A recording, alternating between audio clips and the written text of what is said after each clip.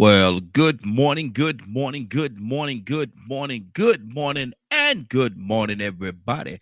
Good morning, everybody. Welcome to another episode of The Morning Glow. Welcome to another episode of The Morning Glow. Got a great broadcast lineup for you this morning, as I hope and I pray that we always do. I'm not important, I'm just a question asker. My name is Raheem Ajame. The phone lines are open 508-924-3521, 508-924-3521. Give us a call.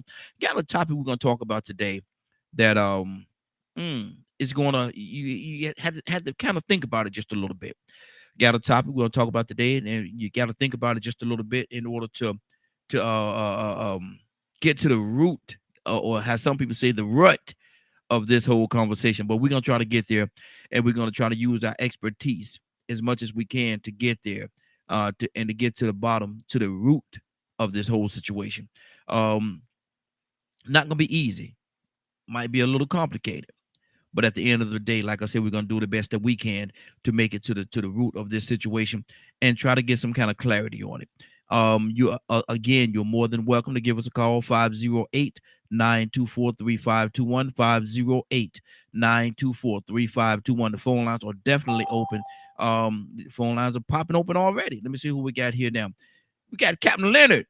Captain Leonard, good morning, sir. How you doing this morning? Good morning, Raheem, and morning, Glow. Man, look at here, man. Because of my tardiness, man, we're gonna jump right into the topic of the day.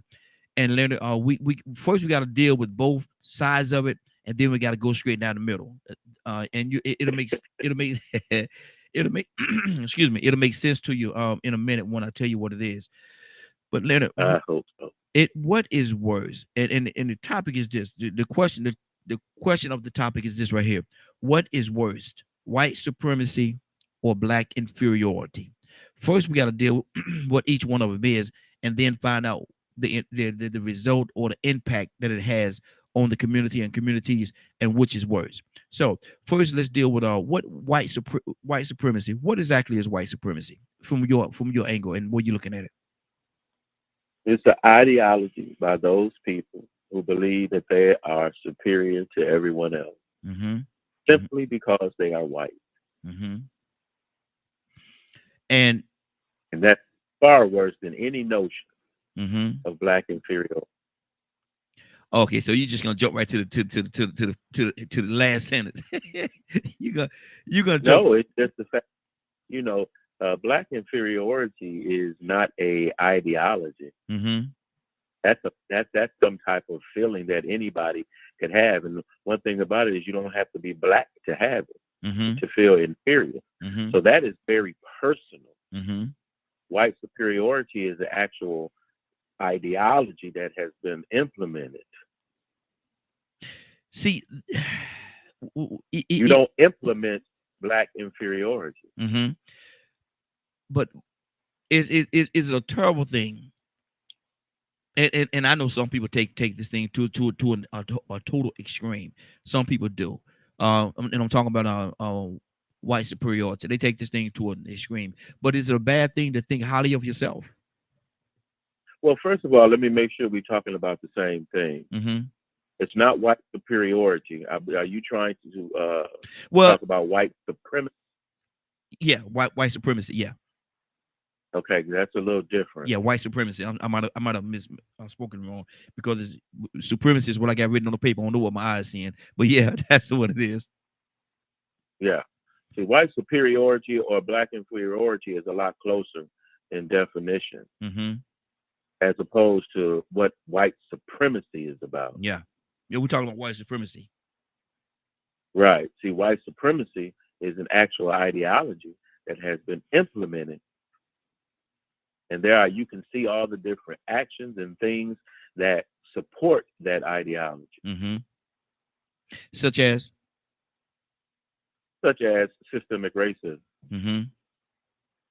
brought Mm-hmm. upon brought upon us because of this whole notion of white supremacy.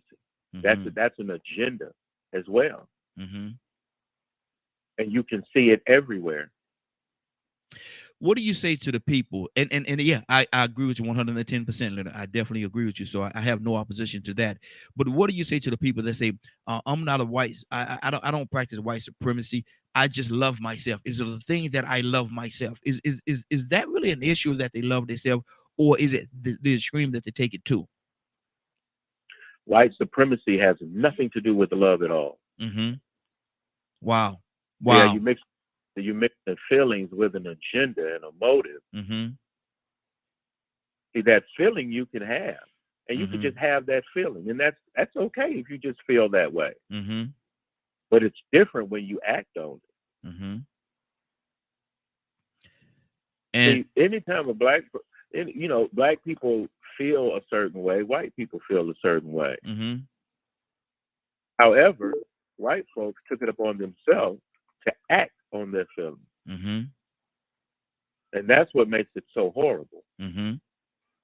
Okay. That's what discrimination is about. Mm-hmm. Systemic racism has resulted from that ideology and that agenda. Mm-hmm.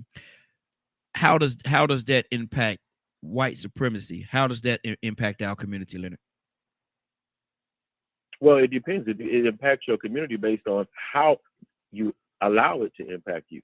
Like, Mm-hmm. say, for instance, back during the civil rights issues, it was affecting those individuals. They didn't have the right to things that other folks had. Mm-hmm. And so that was the effect it had upon them. So they did what? The civil rights movement. Yeah. Yeah. It sparked the movement for civil rights. Mm-hmm. And we've been fighting since then. That's what the movement is about. Unlike how other people feel about themselves and try to interject that and make it a part of the movement, that was never part of the movement. Mm-hmm. So basically, The movement, basically what that's I'm what. basically what I'm hearing you saying, we got Mr. Hicks here. I'm gonna go to him as well. Basically, what I'm hearing you saying, you correct me if I'm wrong, because I may be a little off base here. Without white supremacy, there would have been no movement in our community had it not been for that. Right, because that's, you got to remember, this is an effort by people to oppress other Mm-hmm. people. It's Mm-hmm. not just a feeling. Mm-hmm. It's a motive to oppress, and that's exactly what those people did. Okay. Okay. Let me go and Leonard, we got so much we could talk about right here, but I got to bring Mr. Hicks into the conversation as well. Good morning, sir. How you doing this morning? Good morning, Raheem family. Doing fine. Pray We you're doing well. hey, doing good, and likewise, brother. Pray you're doing as well. We jumping right into our topic of the day, because I was a little tardy getting here today, man. I had a couple of issues this Me morning. too. But what is worse in your eyes? We got two different lanes. Look at you, man. Miss Hicks, you something else. We got two different lanes that we're traveling down here, and then we're gonna hopefully pull them together and meet them in the middle. And so I'm asking the question: what is worse, white supremacy or black inferiority? What do you say to that? Uh, they're both connected. In that sense, it was white supremacy that developed the whole philosophy and theology that we were inferior. Mm-hmm. And that produced for us this thing of inferiority complex. I think that when I go back to, and I know it must be, I wanted to talk with Badgie after the podcast because it's a misunderstanding of the theology of the nation and its origins and its Mm-hmm. purpose and the psychological tool that was used to usurp the power of white supremacy and deposit it in us by saying that we were God and they were the devil historically. Mm-hmm. And it said the white man was the devil. And a lot of people got that mixed up with the white skin, saying that the white skin of a man was what made him a devil. But the theology said that this thing ordered from us, one of us created this thing in the as a myth. But I think it was so empowering to see black folks coming from the 40s and 50s when that bowed down, Stephen Fetchit kind of shuffling thing that changed. Mm-hmm. So I would say basically, answer your question specifically, it was a inferiority complex that was worse to us because we didn't have that belief in ourselves. We didn't have that belief in ourselves. We had to believe whatever they were telling us, whatever the society around us was telling us who we were. And I think that that once we rose up through the many movements of Noble Drew Ali, which originated in Newark, New Jersey, where I live, grew up, then and then into all the other things that branched out to the Nation of Islam and Marcus Garvey. All those movies was on the shoulders of building up the self-esteem that gave us the psychological ability to even confront white supremacy because we believe in ourselves a little more. But so you say that they go hand in hand. One actually sparked and stemmed the other. Yes, it's almost that they're coexistence. Before they created the term of the white man, and before they would, because a lot of the nobles that came out of Europe were technically they were African or black, but they were classified as white, which we've seen in immigration policy change over the centuries and times to begin to distinguish between white and black. And actually, historically, it was a fight to keep the Jessups, the Catholic Church, out of the formation of this country. And that's been the battle from the very beginning, because that whole white supremacy thing stems from the church at that point, what we call the church before the Reformation of Martin Luther. It was just a thing of we were nobody. Wow. Leonard, which one, if any of the two, has had or still have the biggest negative impact on our community? White supremacy. Explain that to me. Like I said before, white supremacy is not just an ideology. It's been implemented. Black inferiority is up to you. You feel inferior? Hey, that's just how you feel. Everybody don't feel like that. Like, say, for instance, I don't have any issues whatsoever tied to how white people feel about black people, because I don't care. I never have. I knew it was a lie from the beginning. White people are not superior to black. Okay. Absolutely. So I never bought into that.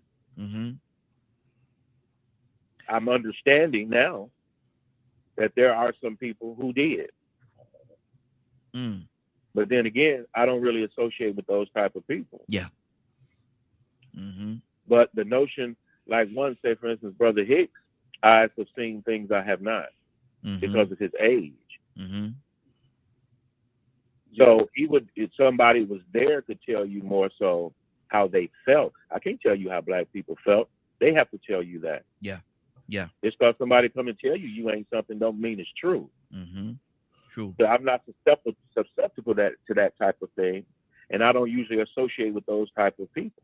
I consider that very weak-minded. Good.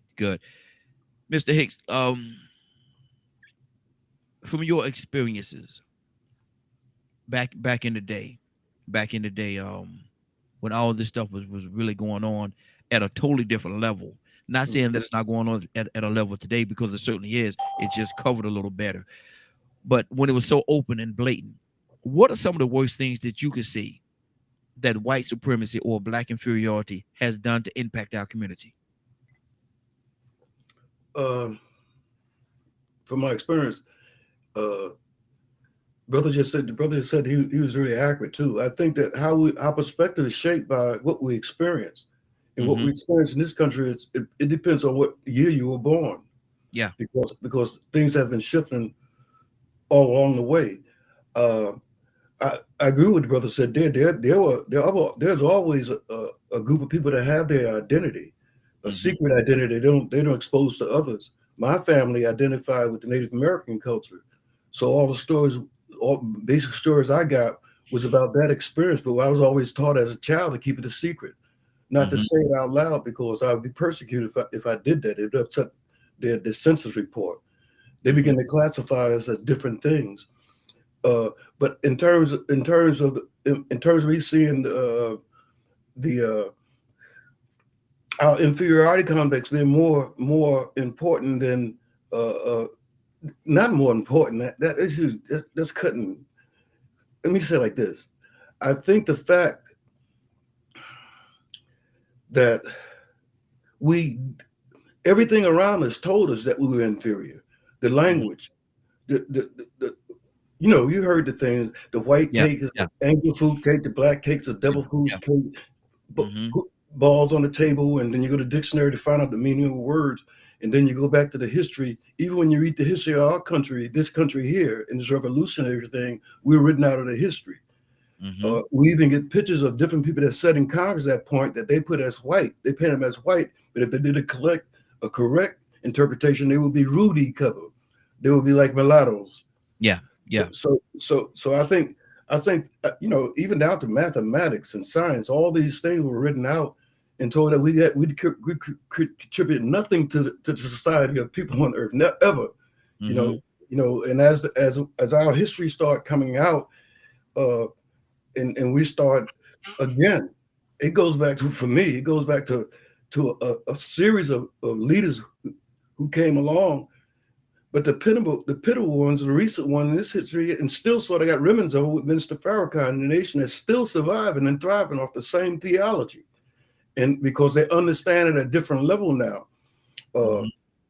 It's a baby knowledge of it. You know, I remember my son was in school, my youngest son was in school, he was in school, and somehow in school, he came out and he said that the white man was a devil. In one of the conversations with other kids in there, and they went to the teachers, so they called me and my wife in for a sit down with a discussion, and sitting there deliberating with them, and I bombarded them. I said historically, when I started the history of them, and then the thing that was astonishing me, I just realized they didn't even know the history. Yeah, yeah. I was educating them, so I tipped their thing, but then I had to go through a process. I said, how am I going to reshape this kid, right? That's got this theology from his siblings, and that's our belief in our little world. Our world is just here that we're waiting for a savior. But Mm-hmm. so is the Muslims, so are the Christians, so are the Hopi. They're all waiting for someone to come along and set this thing right. Yeah. But complicated stuff. You really think of some things, bro, in the morning, don't you? I love the idea and the thought of making people think about certain things, man. And so, you know, this is one right here. This is, and if we do this thing right, man, we'll shed a lot of light Yes. on a lot of situations that's been going on for centuries. And that we could probably put our hands on a little bit, maybe not change it, but give people a different perspective and an outlook on it. Let me go to Tucson. Tucson, good morning, sir. How are you doing this morning? Good morning, doing well. Tucson, what is worse? What is worse, white supremacy or black inferiority? What is worse?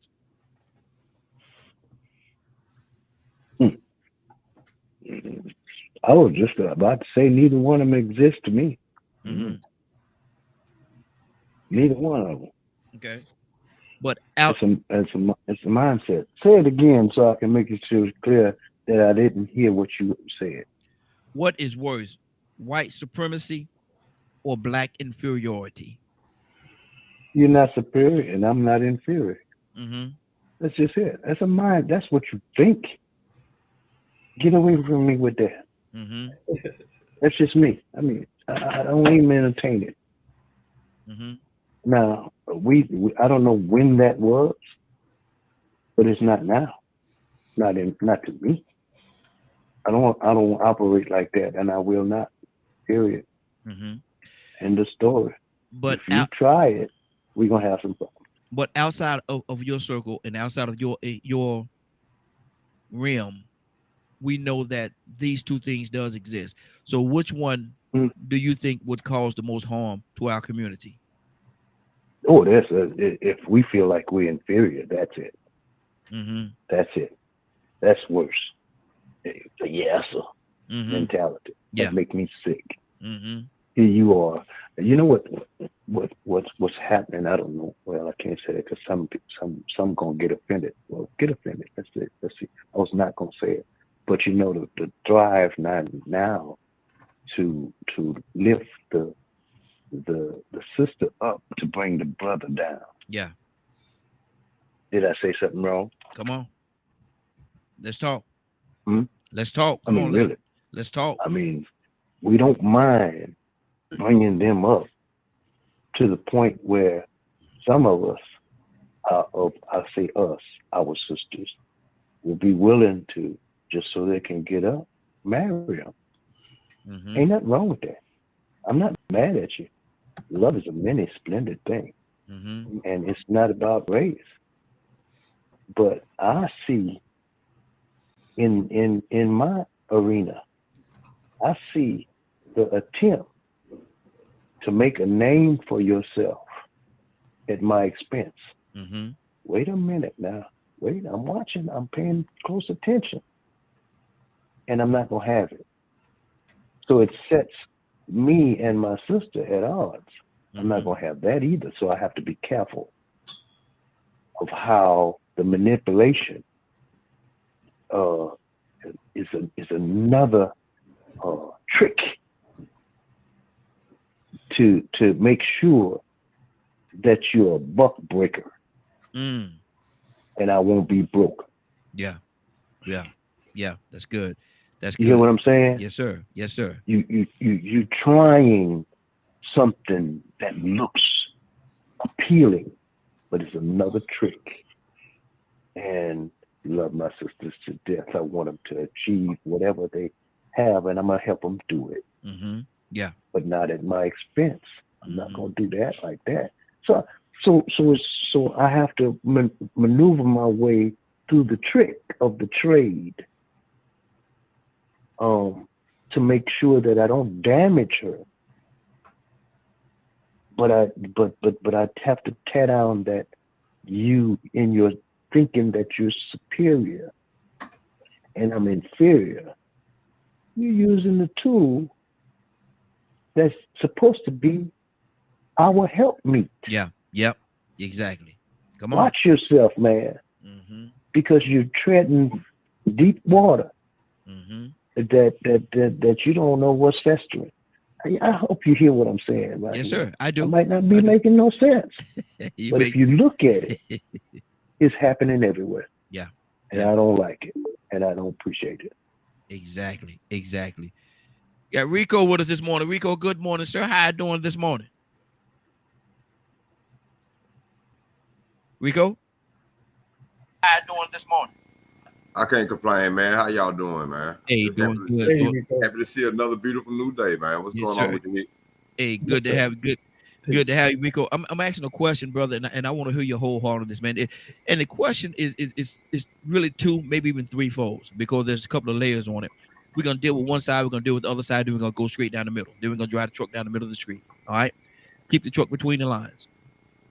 Rico, what is worse? White supremacy or black inferiority? Oh man, let me see. I have to weigh the pros and cons of that. There's nothing worse than a black person that feels inferior Mhm. because they'll sell you out, chicken out. Yep. You know, just lay there and let something happen to you. You know, pretty much like what happened with Emmett Till. Mm-hmm. You know,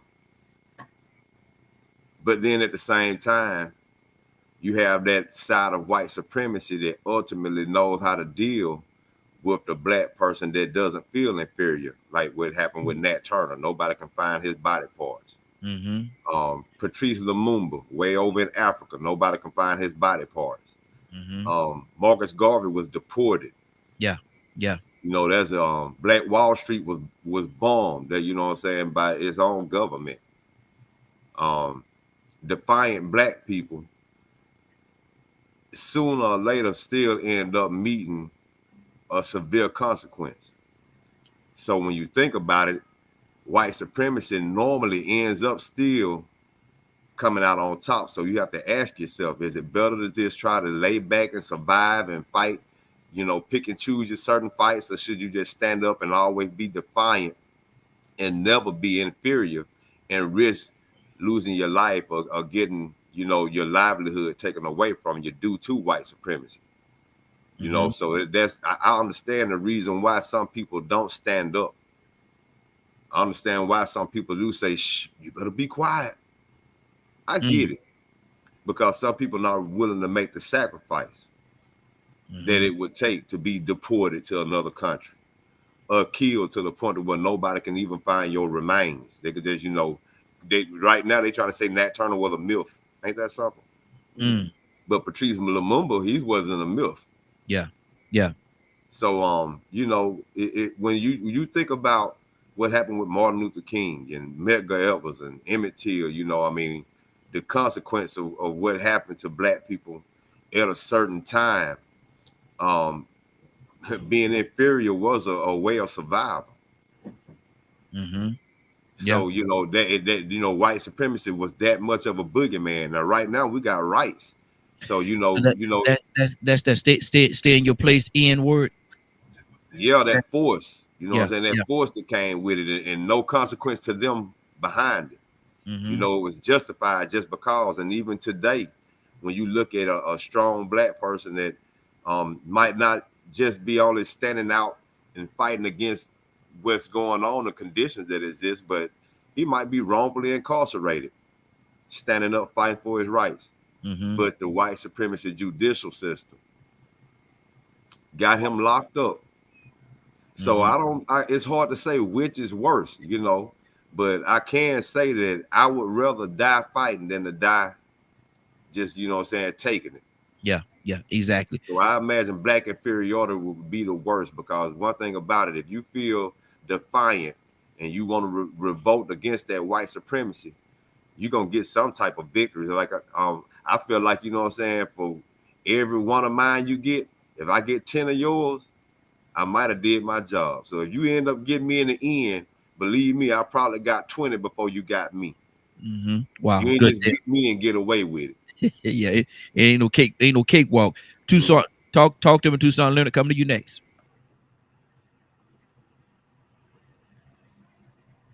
Tucson, you there? Yeah, go ahead. What's on your heart, brother? No, y'all go ahead. I guess I work. Okay. Leonard, talk to me. You know, like I say, it's a matter of perspective, and everybody ain't on that same wagon. Mm-hmm. Where I'm just going to be inferior. No, I'm not. Because I'm not. Mm-hmm. You can say what you want. That don't make it true. It's how you react and how you behave. If you choose a certain way, that's up to you. But I would never say that anything, you know, I don't support this notion that just because somebody says something to you, that's who you should be or who you are. Yeah.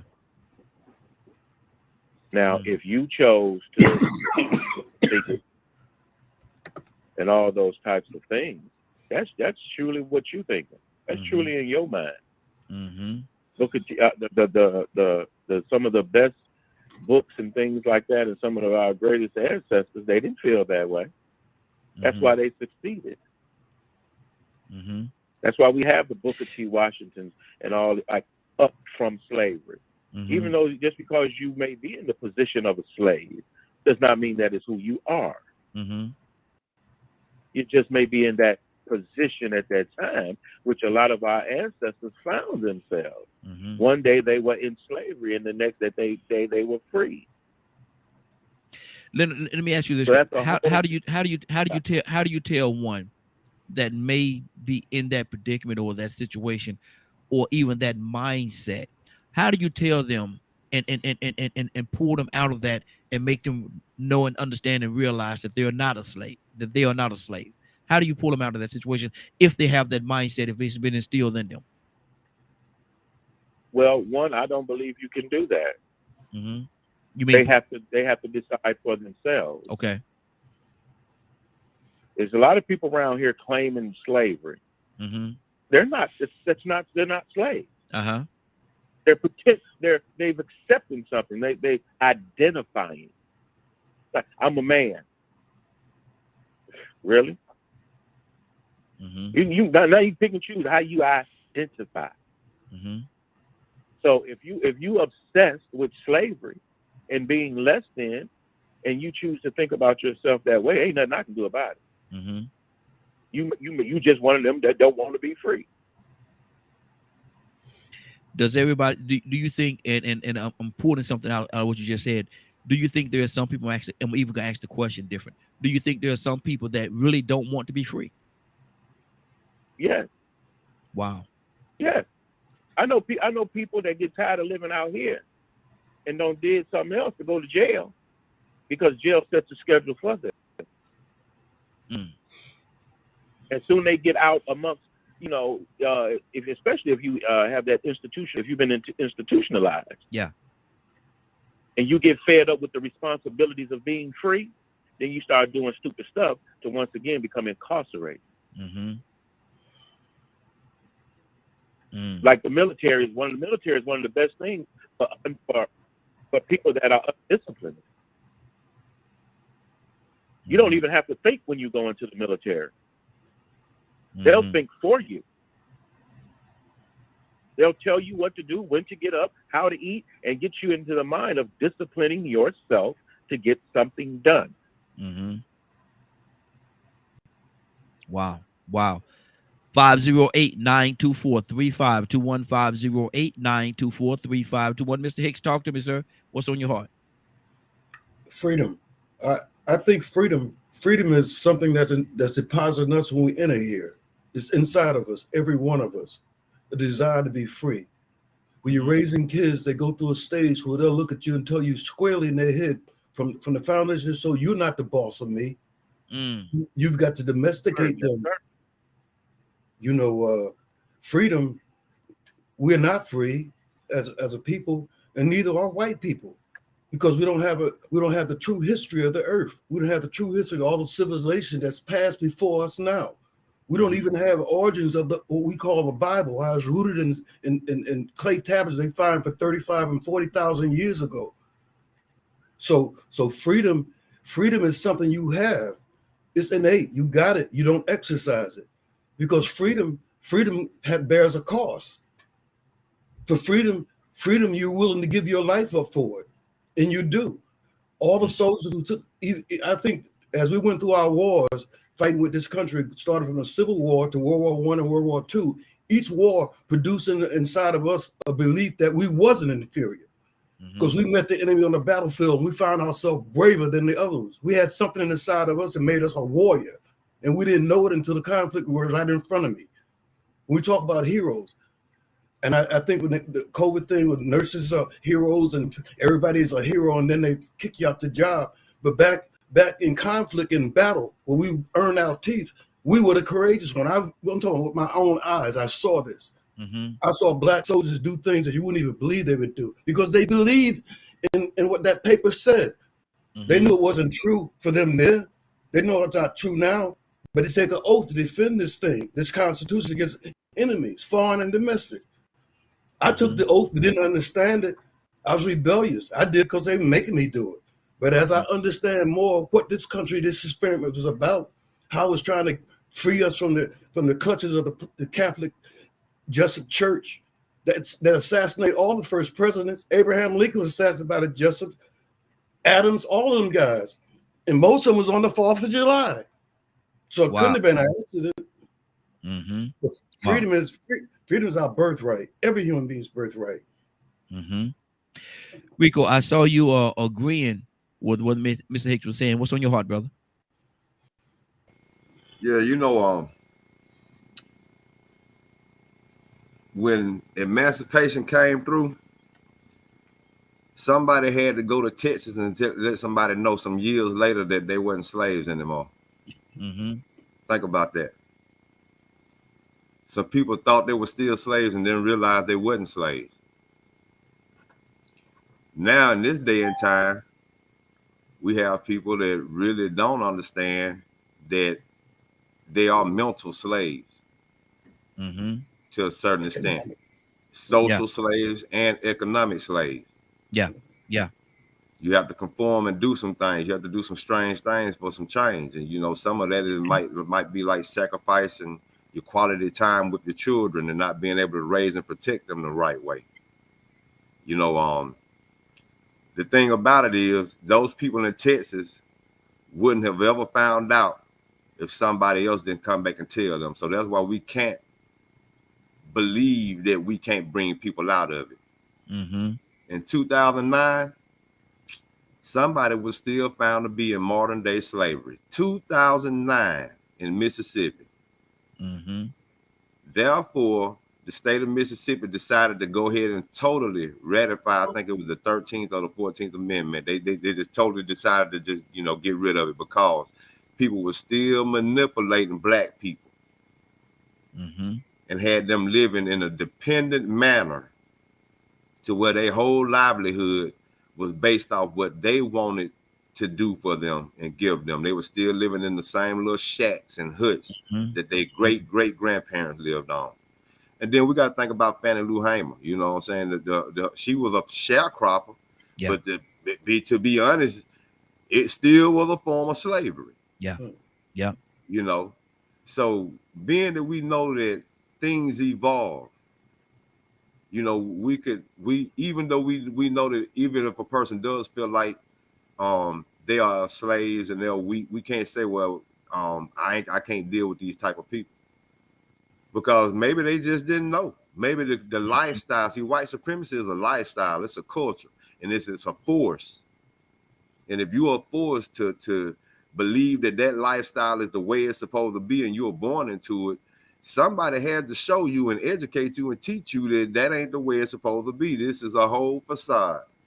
But everybody didn't get that. So everybody learns in different ways, in different manners, and in different spaces what type of fraud it is. And even in those different levels, some people think they're out of it. When people up here know that you are not completely out of it, but these people down here start saying, y'all some fools, slavery over. Now these people up here saying, no, they still got you. They still got you bamboozled, like Malcolm X said.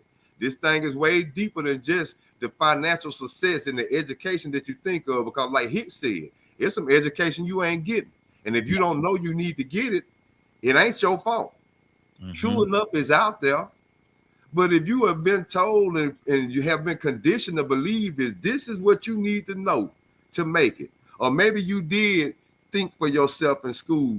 And when they told you about Columbus, you say, wait a minute, how can you discover something where people is already living? Get out of class. You disruptive. You a class clown. We're going to fail you. You need to be in special ed.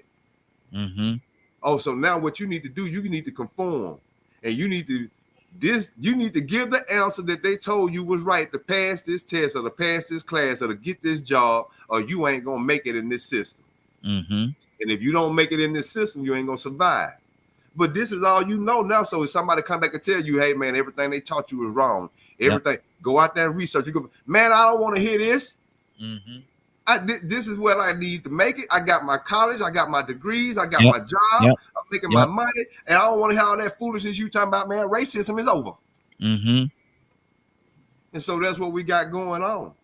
You know what I'm saying? Because we believe that we are out of slavery, but really and truly, we are being forced to consume some false things to succeed and to survive. We are being forced to accept some conditions that just ain't right, and then have to go back and say, well, this the way it is. It's the system. It works. When really and truly it doesn't work, because there's still a lot of people getting caught up in it and not getting that fair shake in this system. So it's a lot of things that tie into slavery still being alive and well, and we need to make sure that we try our best to be open to seeing that we might be trapped in some ways still when we think we're out of it. That web is still there, huh? That web is still there. Yes, sir.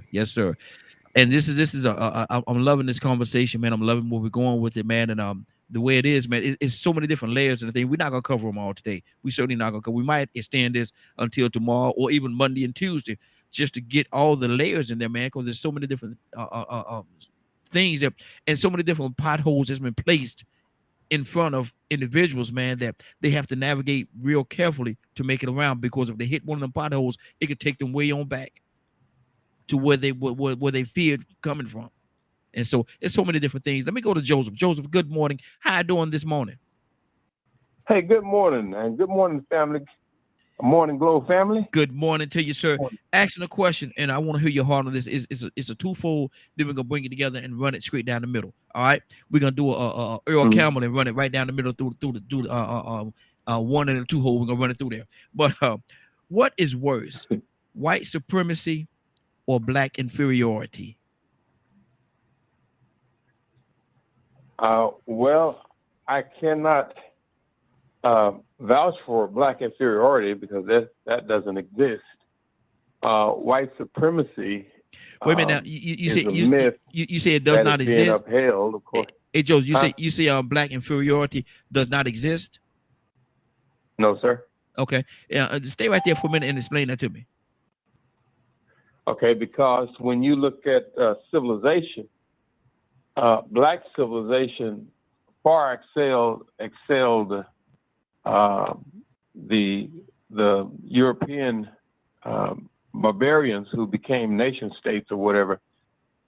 So that is a myth that is propagated by those who wants to extend their power or spread their imperialism all over the world.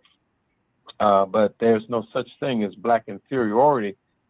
In fact, all humankind came from black. So I say that there will be a dominant gene there if you take that in consideration. Mm-hmm. Mm-hmm. So no, there's no black inferiority now. But there is white supremacy, but there's the myth.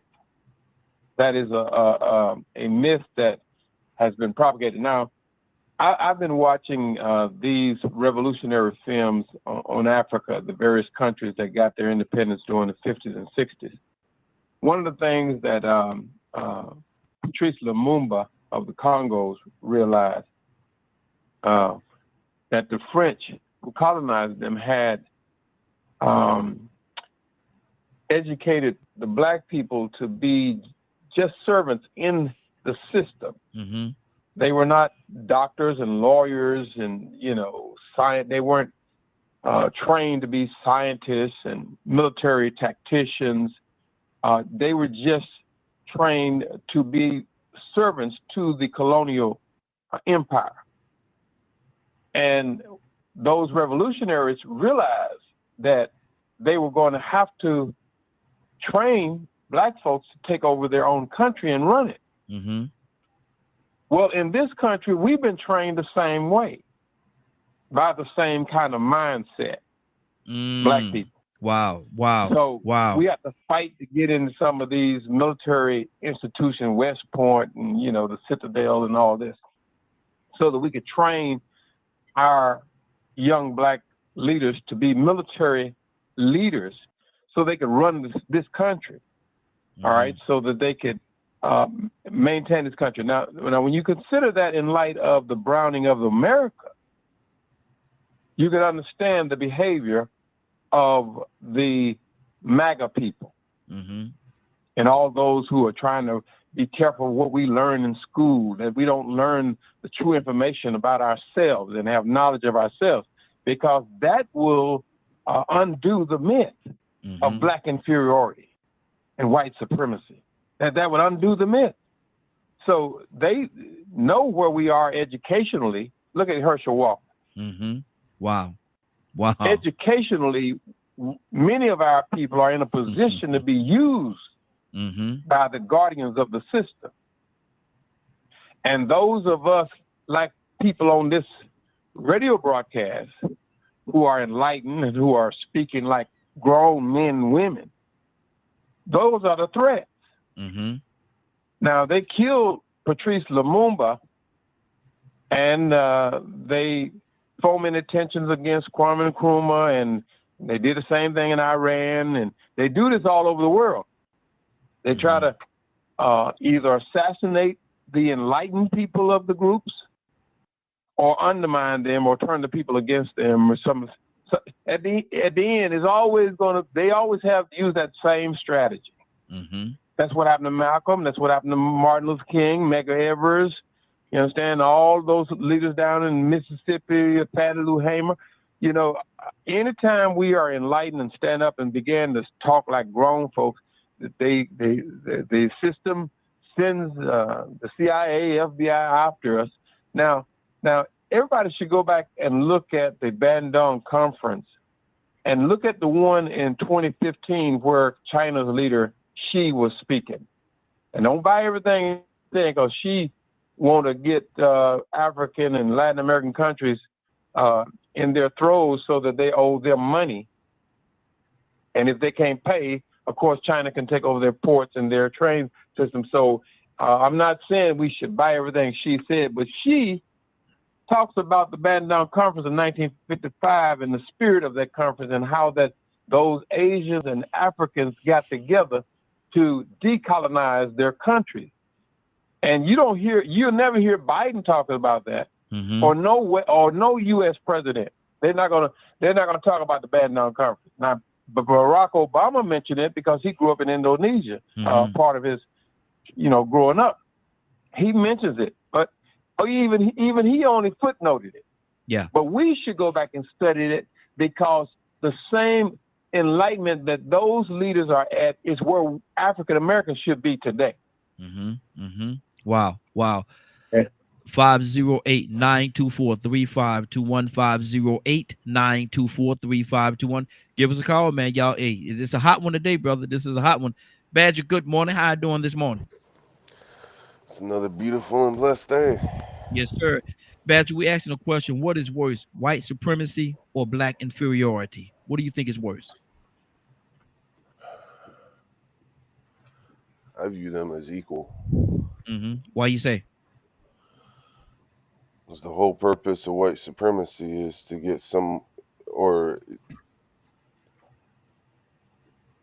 get another race to allow themselves to be slaves.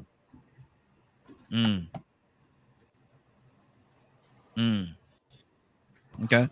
So, and to me, unless I'm misunderstanding inferiority, which my understanding of it is thinking less than. Yes. So. Or thinking someone else is greater. Same thing. Yeah. So, to me, it's. I mean, if you have a ruler, one can be said, it's the same side. It's a coin with two different sides. Like it's which one are you going to get when you flip it? So to me, there's. Are you the individual's choice? I was actually I stayed up until like 1 o'clock, 1:30 in the morning, having conversations actually on this topic last night. So I was running later than normal. And me and another person was bringing up a point of how, racism kind of started, and why it was used, how it's used, how it affects everybody, how it affected the education system, and just the whole depth of it. And the most insane part is when you start getting into the money side. For some reason, that ends up causing so much fear that will stop people from standing up. When you start talking about reparations, you start talking about, making certain changes and things like that. Is it starting to go away some? Yeah. Some. But depending on where you live, it ain't gonna go away until them old folks die. Wow. And wow, it's so many different levels. It's so many different levels, man. And I have so many different alleys and streets I could run down right now. But I'm gonna keep this thing going because I want to go to Ibrahim. Ibrahim, good morning, sir. How are you doing this morning? Oh, I'm doing well. Assalamu alaikum to Allah. Good morning, family. Good morning. How's everybody? Hey, doing good. Hope you're doing well as well. Asking the question, man. Ibrahim, what is worse, white supremacy or black inferiority? Black inferiority. Both of them are adverse of state of being You know, now you can think you are what you are, be anything that you want, and we should have that same type of feeling about ourselves, being superior than. It has a negative to anybody around you, but to have the feeling of being inferior to somebody, that goes against everything my daddy raised me about. Before I want to get into it, the gentleman that spoke before Badger, what's his name?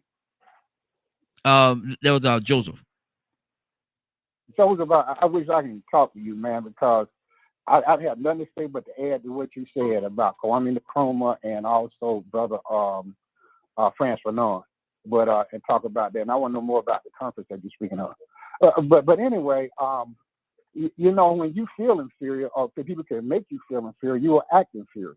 You know, I think Marcus Garvey spoke about that. You know, and some other people that's an act of being, and you cannot rise beyond that as long as you're in that mindset. You know, you can keep people in prison. You can have 30 guards running 3,000 inmates. If they have that feeling of inferiority or some reason they're going to fight against each other to gain some type of holding within that jail. You can maintain whole communities or black communities being done now. If they had that inferiority complex, right, that they will attack their own relatives, to attack the people that they think that's oppressing them or oppressing them. Race, that's all of the state of mind. You know, so yeah, I think inferiority is worth thing to say something I was trying to say yesterday about, you know, Malcolm X. Malcolm X said, you know, that we don't have to worry about changing the mind of I'm going to use the word oppressed instead of white people. You need to change the mind of black people, you know, about themselves and their status and what they want. And I've been fighting and talking to a lot of people about the Nubian nation concept, you know, that we should look at ourselves as a government. How can you be a government if you don't act as a government? You don't think in a governmental way. You don't think in growing and building and having something. You know what I mean? What the mind can achieve is the body you can achieve, right? So we have to be able to perceive and consider us being in control. But we give this away to everybody else. When we think of things, we talk about America, we think that all America, that we should be a part of something. That's an inferiority complex, right? You think that I can run this country. We can run this country. We can be, not just being a president, but we can run the country. You know, we can run the industry of the country. We can run the resources out the land. We can take from that. We can profit from the resources of the land. We can husband the resources of the land and animal and agriculture, right? These are the most important things. But we still talking our kids about being athletes, about being rap dancers and rap singers, right? But we don't have the forefathers have want us to be doctors, lawyers, mechanics, machinists, builders of empires and nations, and from the ground up, the movers of earth, you know, the buildings of interstate, highways, commerce, transportation systems.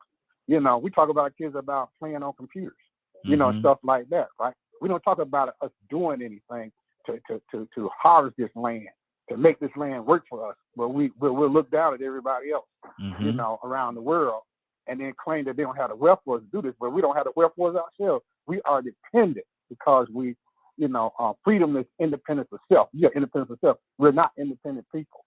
You know, we should be independent people. So I think the worst thing that we can say is the inferiority complex. It's the worst thing that can tame or that has kept us Black Americans and everybody look forward to of coming up with something, doing something, as the worst thing could possibly happen to us. Okay, good deal. Let me go to Leonard. Leonard, what's on your heart, brother? You know, I'm just listening. Like I say, I would expect various perspectives on the issue, but no one answer is better than the next. Yeah. I love what Brother Wheeler said, because it's truly a state of mind. The Nation of Islam, and then what the brothers was talking about was changing how you think. See, if you're a 70s baby, you don't think like a 50s baby. But what you do recognize, the connection is the common enemy. I don't need you to tell me I'm worth something. I mean, it's not for you to decide what I'm worth. I was born free. I am free indeed. And I have every right. Let me throw this question in there in what you're saying, and I'm certainly not gonna say that you're wrong. I believe that. But what is freedom? Freedom is the ability to do whatever I want to do. Mm-hmm. And see, that's what, some people think freedom is, they still want to control you. I won't have a white master nor a black one. Do you understand? Mm-hmm. Come on. That's freedom. Mm-hmm. I don't care how you feel about yourself. That has nothing to do with me. That's everything to do with you. You got to work on you. Mm-hmm. But if I say we leaving tonight, you ain't even got to go. Mm-hmm. If you think you're getting a better deal with master, stay with him. If that's where you feel your best at, stay with him. Mm-hmm. If that's what's going to allow you to make excuses for your behavior, stay with him. Because see, the moment you declare your freedom, you have to be responsible for it. Mm-hmm. Mm-hmm. You don't get to blame other people for your actions. Mm-hmm. Because you're free mm-hmm. to do as you please. And those people who don't think they can probably are people who don't do nothing. Mm-hmm. Wow. That's good. Rico, talk to me, brother. Man, it's like I had a voila moment, man. Let me say this, man. Mm-hmm. It really just clicked to me how deep this mental slavery thing works and how black inferiority works. And so, everything everybody said is true. And I can say one thing we are wrong at is when we say that we don't have the black attorneys and the black doctors and the black inventors and the black creators. We got them. Mm-hmm. But guess who benefiting from their work? Wow. Guess who they giving their work to? See, if they brought it back home, but guess what? Ain't nobody doing nothing for free. Mm-hmm. Everything is about whose dollar. You get what I'm saying? Mm-hmm. So we do have these doctors. We do have these leaders. Now we have that aspect of what's keeping us in mental slavery. Then we have the other aspect of the fact that we value their dollar and their system so much, so that's who we contribute these resources to get their dollar to spend back to their system. Mm-hmm. So it's money over everything. Yeah. And it's their success, their ideal success. So we're not coming back to the community saying, hey, y'all, we fixing to give y'all this education that they're not teaching y'all. Mm-hmm. Somebody gonna have to pay to do it, or you're gonna have to find time in their schedule in between their 7 or 8 hustles that they trying to get to still be successful to this system. Mm-hmm. But then we sort of contradict ourselves. We have to reach down to the weak-minded people that don't realize they're slaves or don't understand that they are an inferior. Some that act like they are inferior and just don't get it, because that's what the nation does. And that's what Marcus Garvey did. And that's what a leader will do. Mm-hmm. See, you just can't shut people off because they don't get it. When you see people don't get it and they your people, because if you continue to just let them first, if you ain't gonna kill them, then you're gonna allow them to continue to fester and continue and make your community, degrade your community. Mm-hmm. So then you have to say, well, I'm just looking out for myself. So basically, what I'm hearing you say, Rico, is there's some use for everybody. We just got to figure out where they fit in and where they could be the most useful for you gotta the wake community them as a up. whole. You got to wake them up. You got to do what they did to the people in Texas that they celebrate Juneteenth for. Like I said, everybody wasn't born pre-programmed with what Marcus Garvey was talking about. Everybody wasn't born pre-programmed with what Elijah Muhammad was talking about. He had to bring some people to his standard, to that standard. He had to teach them and elevate them and let them know y'all are the original people. Y'all are the superior people. He had to let them know that. He didn't say, well, you know what? If you don't know it, it's your fault. All you got to do is research it. The heck with you. Because that would be a selfish mindset. So if you're gonna be about that life, about being a social activist, if you're gonna be about helping and lifting up people, educating people, wanting people to do better, you can't have this where I don't deal with these type of people mindset. When you see that they don't know no better, sometimes they're making that choice because they don't know no better. But if you're gonna quote the principles of Marcus Garvey or the Nation, if you're gonna quote the principles of Martin Luther King, who led many people who went marching before him, he had to bring them along, white and black. He had to lead the way, and he had to reach out and grab people that wasn't doing it. Some that were doing it and some wasn't. But he told them, "Look, man, you missing it. What he said, anybody that isn't standing up against it is complicit." Wow. So, he had to reach out and get people that actually had an impact, but they made up their mind that they wasn't going to do it and say, "Look, man, as long as you feeling like you just got to look out for yourself, then you are helping white supremacy." Wow. Just like if you don't vote, your vote, that non-vote, is a vote for the people that you don't want to get in office. You're still contributing. Yeah. So exactly. I was thinking about that. We got these doctors and these lawyers, man, but it's up to us to wake those intellectuals up and let them know, look, man, yeah, you benefiting, you succeeding in that system, but everything we saying we need to do to have our own, we got it. Wow. Mr. Hicks, talk to me. That's good. That's good, Rico. Real good. Yes, sir. Yes, sir. I was thinking about the decolonization of Africa and the talented tenth of those of us here, right? The whole idea was to be free, but I think part of going back to the teachings of the nation, part of the problem was that once these people went through the education in Europe at those different universities or either colleges, they go through a hazing, they go through a process joining the Bole or joining different alphabet numbers of sororities. And by the time they're fully educated, they have the same mind as the white man. And the whole idea of the nation was saying that man is mine and mine is man. And that it's the mind that make you a devil or a god.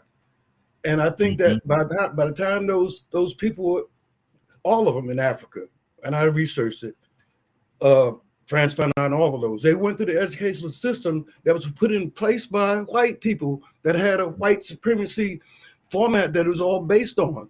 So by the time they got their masters and their PhDs and stuff, their mind had been reshaped to be the same mind as the enemy. And they became tyrants over the people even when they came into power. But it's like a thing, that's a developmental thing. I think it's so easy to grab little parts of history, little parts of things that we read, little parts, just the cliche top without going into deep study. The other day I mentioned little things by saying, I'm glad you nipped that in the bud. I didn't want to get into a circular debate about a thing that's been circled all along. But when you view your eyes through some kind of partiality as a religion, if your religion is being a Democrat or your religion is being a conservative, you bow to that worship. So that means that you believe in that. It's a belief system. So you're going to constantly just reject anything that don't agree with what you already agree with. I think that we have to get to a place politically in this country where we stop looking at it through eyes of loyalty to a party. Just because the party is what I believe and what I raised we did and all that stuff, and be not be open and fair enough to look at truth and the fact. The history, the foundation of anything is go back to understanding.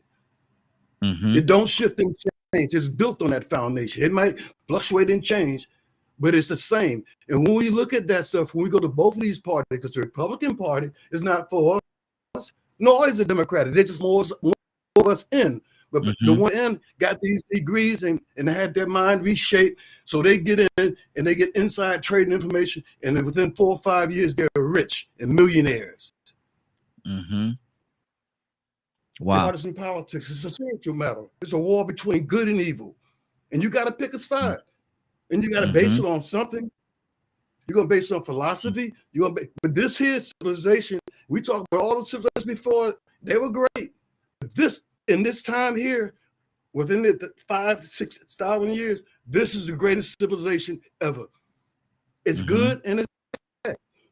It's not perfect, and I don't go with it.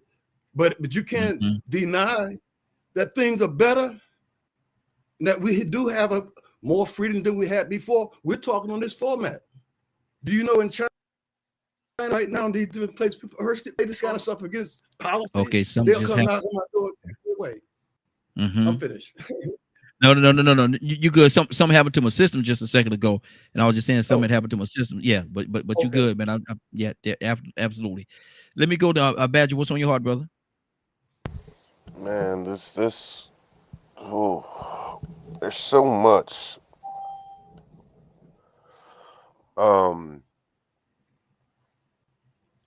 This is one of those things that's like been on my mind for so long, and I've always wondered, like, what is the best way to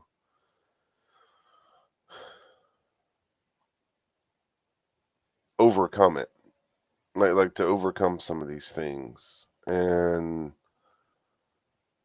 a lot of it has to do with the responsibility we choose, unfortunately. It's sort of like, what do you feed? And that's a really hard concept. It's really hard to do. Mm-hmm. And it takes work, it takes support, it takes helping one another. But the wild part is, a lot of times when you start talking about things like that, there's quite a few people that instantly go, well, they're just going to take advantage of you, and someone's going to take advantage of the system, and so on, and da da da da Mm-hmm. da. And I'm like, well, where'd they learn how to do that? Yeah, they Mm-hmm. never like that question, Mm-hmm. because I honestly feel the people that take advantage of the system, all that they are is a poor version of what rich folks do, Mm-hmm. Yeah. I can agree with that. and that's it. So they learned, just as those people with a bunch. It's capitalism. Mm-hmm. The only thing is, where do we draw a line? Mm-hmm. Where's the balance? Wow. And a lot of times people say freedom. But I like to break words down. Sometimes freedom could mean you're just free to be dumb and not know nothing. You know what I mean? You can just be free to be dumb. And they give you the freedom to be dumb. But that's just my way of thinking sometimes. Let me go to we have I think we have Navy with us this morning. Shanavia, good morning, young lady. How you doing this morning? I'm good. How y'all doing this morning? Hey, doing good. So it's got a question for you. And I want you to I want you to really think about the question a little bit. But what is worse, white supremacy or black inferiority?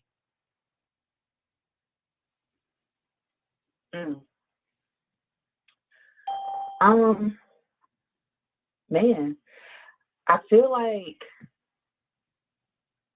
black inferiority is a little worse. I mean, both are horrible, but to feel that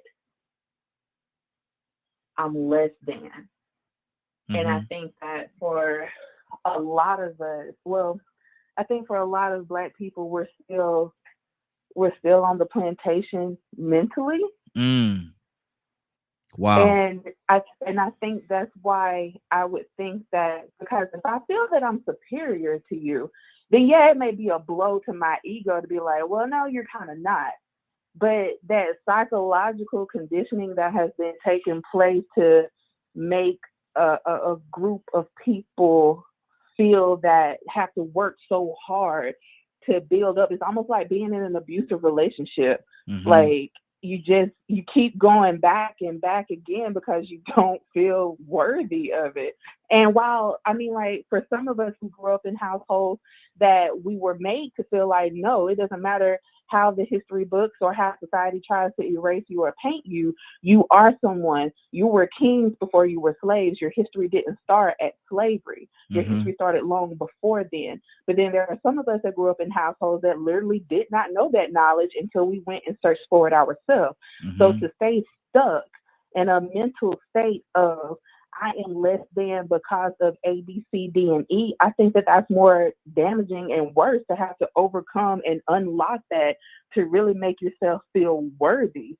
of it. And that's not the case for all of us, but for a lot of us, myself included, like I literally, like I knew there were great people in my family, but I literally did not know until I went looking for myself that my history did not start at slavery, but that's all I was taught. And that's all that the people in the household with me low key knew. If that makes any sense. It does. It makes a lot of sense. It really does. Cassandra, good morning. How you doing this morning? Cassandra? Okay, good morning. Good morning. Cassandra, I want to hear your whole heart on this. I'm going to ask you this question, and I want to hear your whole heart on it. What is worse, Cassandra? White supremacy or black inferiority? Black inferiority. Why so? Because I was listening to was that Navy? Yes. Or Rosalind? Navy. Okay. Yeah, Navy. So I definitely know that I felt inferior, not just to whites a lot of my life, but I felt that way with my own people. You know what I'm saying? I just felt like I was never enough. I was ugly. I wasn't as smart.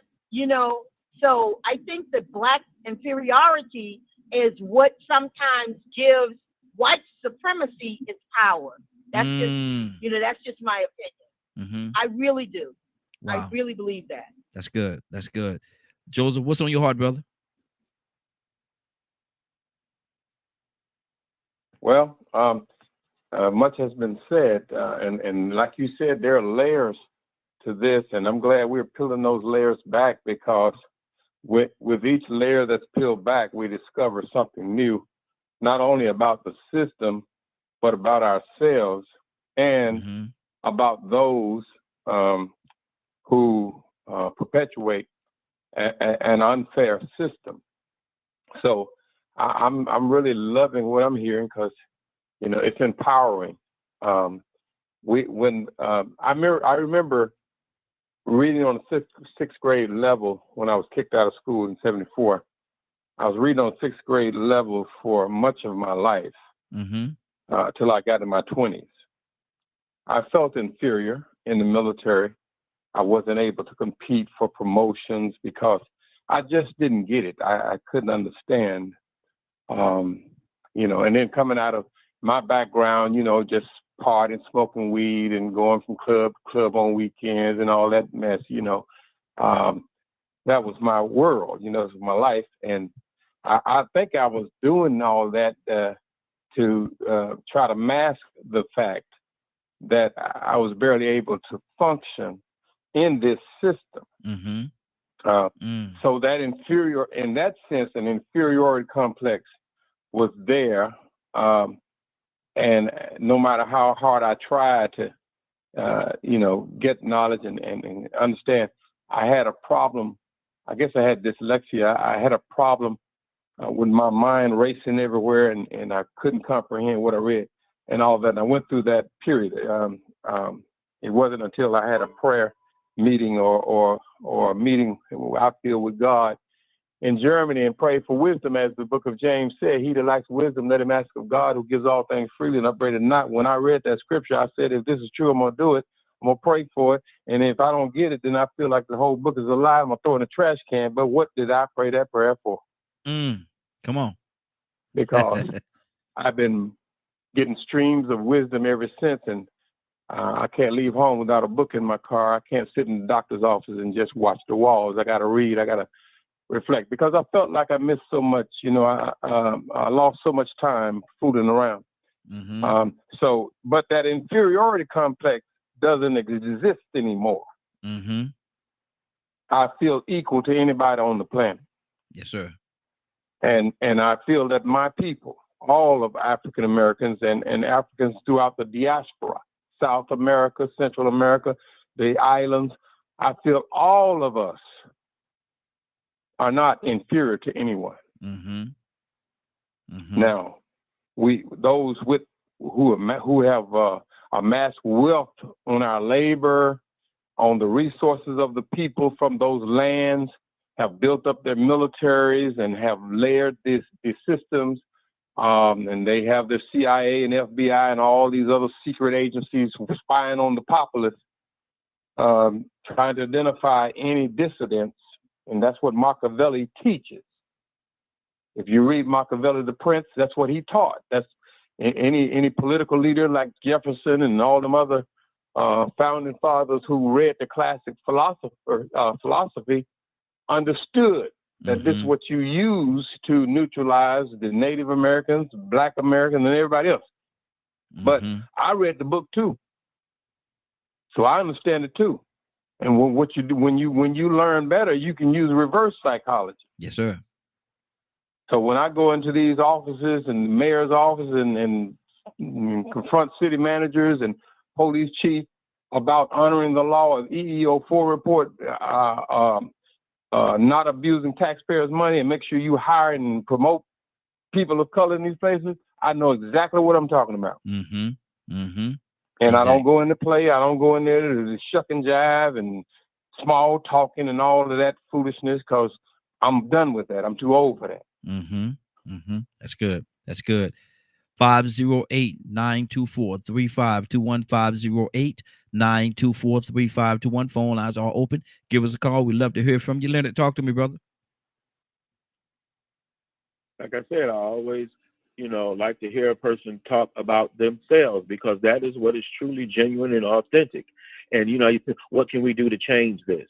You have to listen to messages like Brother Wheeler and what us free people are telling you. That's the answer.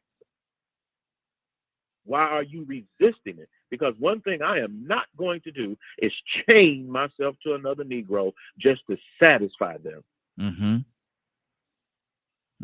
I won't do it. My people don't do it, and I'm not going to do it. I wasn't raised to do that. So there are certain people that I believe, like some people say on this radio show, it depends on where you from and where you at, I guess. But like Brother Wheeler, I've never felt less than anybody. If more than anything, I've been taught not to trust anybody that preaches that type of message. Resist the devil and he will flee from you. If I'm standing over here in freedom and you come with a chain, you are my enemy. Okay. But why I'm going to negotiate myself into your cage? Okay.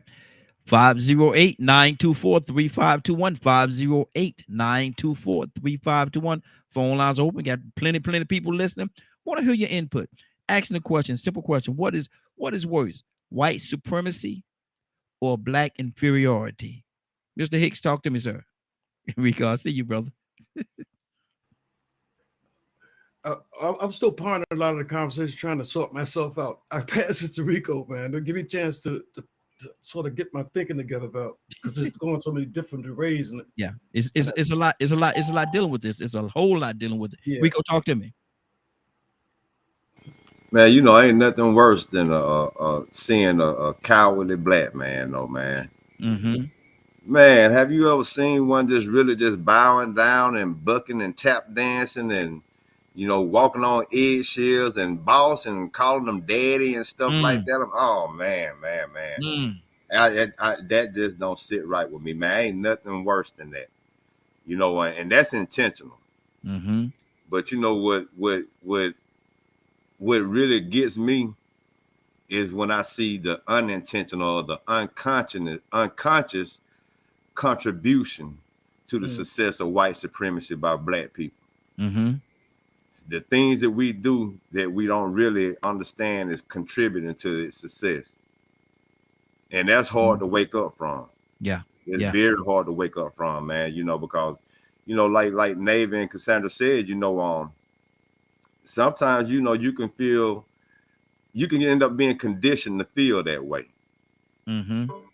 If you don't have the right type of guidance of people showing you, this is the whole purpose of having mentors and people that guide you when you're young, to show you another way to make you be like me, you know, when I was coming up. You know, that I caught myself seeing things going on that made me end up being a union representative at a very young age, representing people that I grew up sort of idolizing, you know, local heroes, you know, and I saw these people, you know, they sort of lost my respect because I saw them tap dancing and cooning and samboing on the job. And I'm like, well, wait a minute.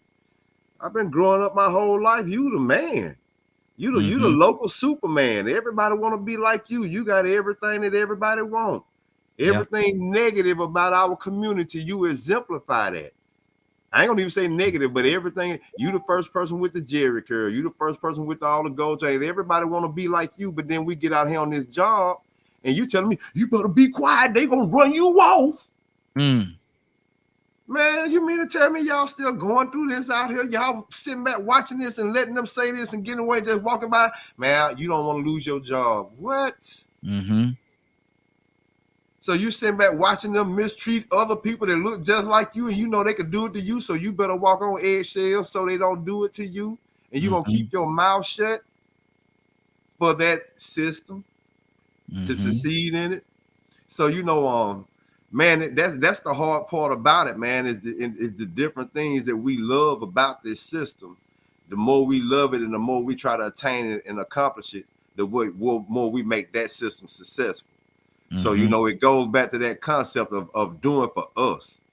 Bringing our doctors and our lawyers and our professors and our educators back and doing supplemental Saturdays on weekends and creating a new culture and a new value system, pretty much based on what got us to the point we are now, with people that lived and worked for the community and wanted to uplift us and understood the group concept and understood really what this system was about. You know, either we could look at the Amish, for example. We could look at the Vietnamese and the Chinese and all the different foreign groups that come over here as example, even the Haitians. But we also know why the Haitians still just can't get that. They just can't get that boost that the rest of the immigrant groups get for some reason. So, you know, I think, you know, individually, myself, I still find myself every now and then doing things that contribute to their system. And I have to be like, okay, now I need to wean myself away from it. I see now that this love and this craving and this desire that I have benefits their system more than it benefits me. Or it may hurt what I really want to accomplish because I could be bringing that back more to my community. So it's all, man, it's so many levels to it, like you said, man, that it's going to really be hard for us to break away from it and sacrifice some things that we love and crave and that we actually promote, that unconsciously it promotes to the success of white supremacy. And that's why I said earlier, sometimes freedom means free to be dumb, because we give it away. We get free to be dumb, man. And that's sometimes what we do. Let me go to Brother Pete. Good morning, sir. How you doing this morning? Good morning, my brother. How you doing, DKM Radio, panelists and audience? Facebook? Hey, doing good, doing good. Are you talking directly to the phone? It's just a little bit low. Can you hear me? Can you hear me? Can you hear me? Can you hear me? Hear you a little bit better. You hear a little bit better. It's that old fancy phone you got you ain't learned yet. But I want to ask you this question, brother, and I want to hear your whole heart on this.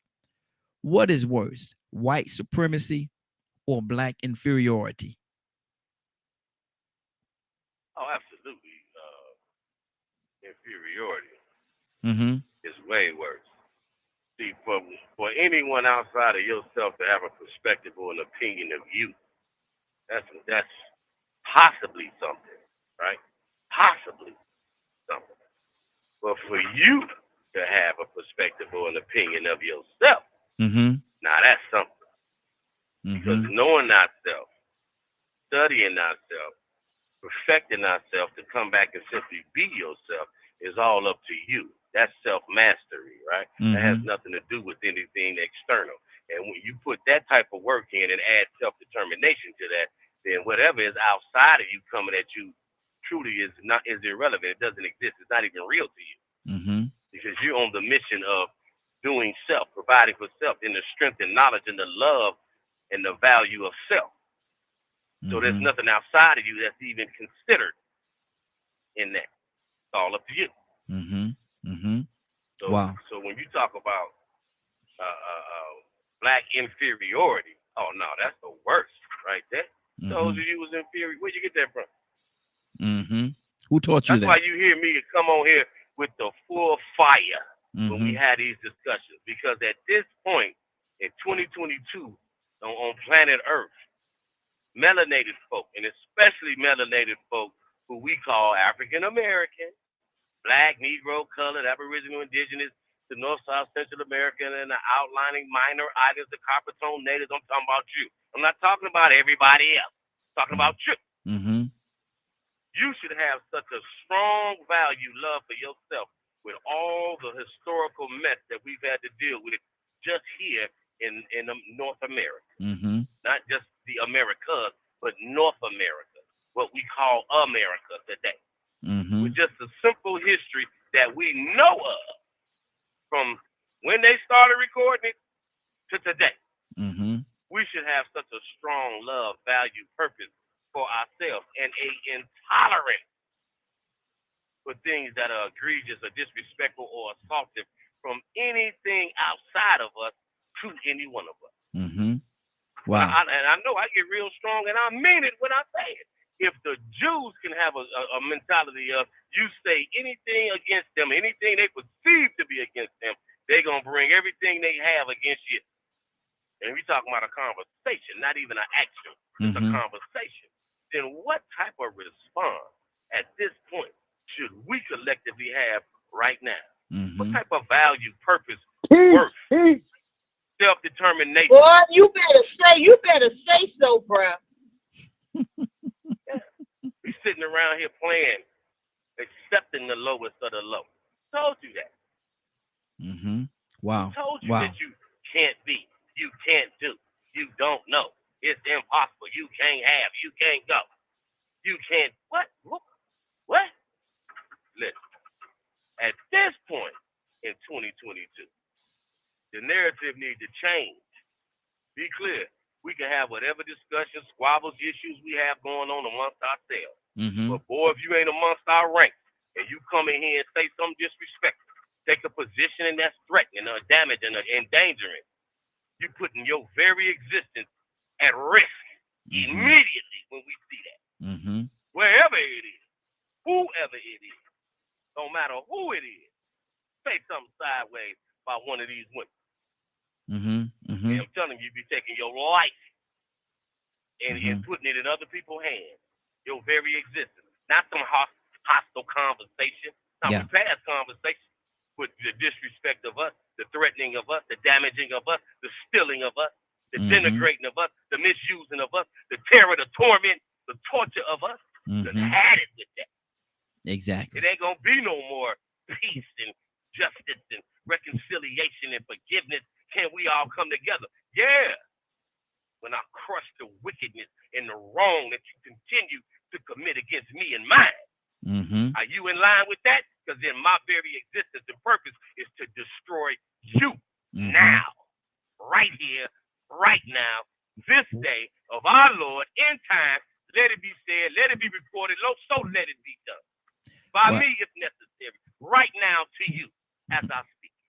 Now I just, brother, I know what you're saying, brother, but I want to know, I really want to know how you feel, though. I want to know how you really feel. Let me go to Cassandra. Cassandra, what's on your heart? Yeah, send me your cash app. I'm gonna send you $1. Just send me your cash app. I'm gonna send you $1. There you go. But I absolutely love what he just said, and I just feel like we have been our greatest holdback, and still we're doing the same thing. Many of us, not all, because we have those, people like Leonard and Mr. Wheeler and Rico, people that are standing up and saying, oh, no, that's not going to happen right here. You might try that somewhere else, but it's not going to work over here. And until we get to that mentality, and many of us women, we're standing, but can I tell you something? Talk to me. As a leader, I prefer to see a man leading and I will be right behind him as long as he's doing right. Mm-hmm. As long as he's standing for something right, because I'm not that woman that I think some people think I'm just, well, she just want to be the boss. No, if anybody knows me, they know that I will follow just as quickly as I'll leave. Mm-hmm. You just have to be doing the right thing. So I'm just so glad that the conversation is what it is right now. I got some ladies riding with me. We're on our way to Florida. I think I told you about that. Yes. Women, and I have some of them, and they're listening, and they're like, yeah. So I'm glad that we're having this conversation this morning. Absolutely. And if any of them have anything on their heart they want to speak, they can pass the phone on to them, let them say what's on their heart. They can join in as well. They can definitely be a part of the conversation. Right now, let me go to Ibrahim. Ibrahim, what's on your heart, brother? Brother, I heard a brother saying, I think it was Joe was saying about, we got to have adult conversation. You know what I mean? Mm-hmm. And this is truly adult conversation. Yes, you know sir. what I mean? And I listened to Rico, Joe, and a few others. And the last brother that spoke, man, and he's right on point. Mm-hmm. You know what I mean? Mm-hmm. That what our ancestors have been telling us, right? Now, there are naysayers and everything. There's a lot of people who look at their own individuality and somehow think they're born on an island. Or they somehow stand in the very ground they're standing on because of them. I, me. Ain't no such animal in the world as far as America is concerned or any other country in the world. And we still against ourselves because we have misunderstandings of interpretations. I mentioned Kwame Nkrumah. Kwame Nkrumah is hated because he was a communist. He had support from the Communist Party of USSR, another European country. Frantz Fanon was hated, but what they said was, beyond that, they said that Frantz Fanon and Kwame Nkrumah said that even the countries that throw the yoke of the oppressor off, they will be governed by the same yoke through economic and financial conditions, which is true. Now, I don't know how that could turn people. And people never done nothing. Man, look at here. You ain't talking about black people. You ain't talking about black people in Georgia, America. I got a ex-brother-in-law, that big bridge down in Savannah. He's the engineer that designed the bridge and saw to it built. A young black man who learned from his parents that type of industry where he will see things to and learn the best that he could possibly be and do. You know what I mean? I don't know. Like I said, I was raised in the 50s and 60s. I've seen what black people do when they do. You know what I mean? Rather than talk and say, I, me, they say us. The very ground, the hollow ground we stand on today, able to sit this conversation, have a conversation between ourselves, right? Mm-hmm. And it's because the people that came before, people that bled and died. We talk about, those among ourselves that don't know, we talk about Martin Luther King and we forget about the bus riders. We forget about the bus. We forget about the Greensboro boys in 1955. And we talk about Rosa Parks. We don't mention the bus riders who got burned on the bus, black and white people, to come there to make that happen, make that law pass and happen to demonstrate. You know what I mean? They make it happen. You know what I'm saying? We forget those things, but we praise things that other people tell us to praise. We see things that other people tell us to look at. We come up with all these machinations and everything. But I'm going to tell you that for as far as I'm standing, and I ain't talking about the history in Africa. I ain't talking about the history anywhere else. I'm talking about the history right here in America. This country is our country and our land. This is our country. We made this country. Everything you see around you today, you can put in the hands of a black man or a black woman. It ain't nothing here. Ain't no technology. And we're still minimizing ourselves and people. We should be astronauts. We should be building our own space force. We should be a part of the space force. We shouldn't be ignoring things that's going on because we established this, we created this. Let's continue on. Let's gain control of ourselves. Let's start building the idea and the concept of having your own government and then work in doing it. Without the concept of self-government, how can you can't even follow in a government that you don't understand because you don't know the technology of being governed or how to govern. We've had black mayors. The only black mayor that I respect was Maynard Jackson, the first one. The rest of them have paid lip service of being subdued to racist governors and following on their program, of being cast out the shadows, right? Or stealing and stuff like that against our own people. Andrew Young's one of the worst stuff. You know what I mean? But these are the things that we got to do. We have to get up and do things, you know. And those that think you don't have to do because you don't have to do this, you don't have to do that, keep on going. Mm-hmm. And that's how Good you're deal. going to die. Okay. You Good know, deal. Okay. not doing anything. Good deal. Casting Stay right. burden upon people. Good deal. Stay right there, brother. Don't you go nowhere. We'll pull some more people into the conversation. Leonard, what's on your heart, brother? Talk to me. You know, I'm just listening, but you know, I'm just going to be transparent. Mm-hmm. There's a reason why. I'm so withdrawn from things. Mm-hmm. I just don't participate. Okay. I can't get that people that downplay themselves. Mm-hmm. Anytime you bring the message of what I can and cannot do, we're not gonna get along. I don't care what color you are. Mm-hmm. But what we can do, we can get together and do right. And then you have to understand that some people may be saying things, and those things are not what really you believe. They may sound good, Mm-hmm. but you know, this notion, you know, you have to be careful with we. Remember how we used to say community this? We just assume that because our skin is black, that it is a we thing. Mm-hmm. But no, it's more of you be a person that wants to contribute to something righteous, but you got to get yourself together first. Mm-hmm. Because most of you sound like segregationists. And it's just the opposite of what that wicked, wretched devil did with these white folks. Mm-hmm. If your goal is to live with only black folks and to only deal with black people, I understand that, but say that. Mm-hmm. If you ain't quite figured it out yet, think about it first. Come on, we can't do this and we can't do this. No, you can't. What makes you think you can't? To sit here and downplay all the accomplishment of African Americans and what they have done in spite of, not to even consider what we were doing before we were taken and enslaved?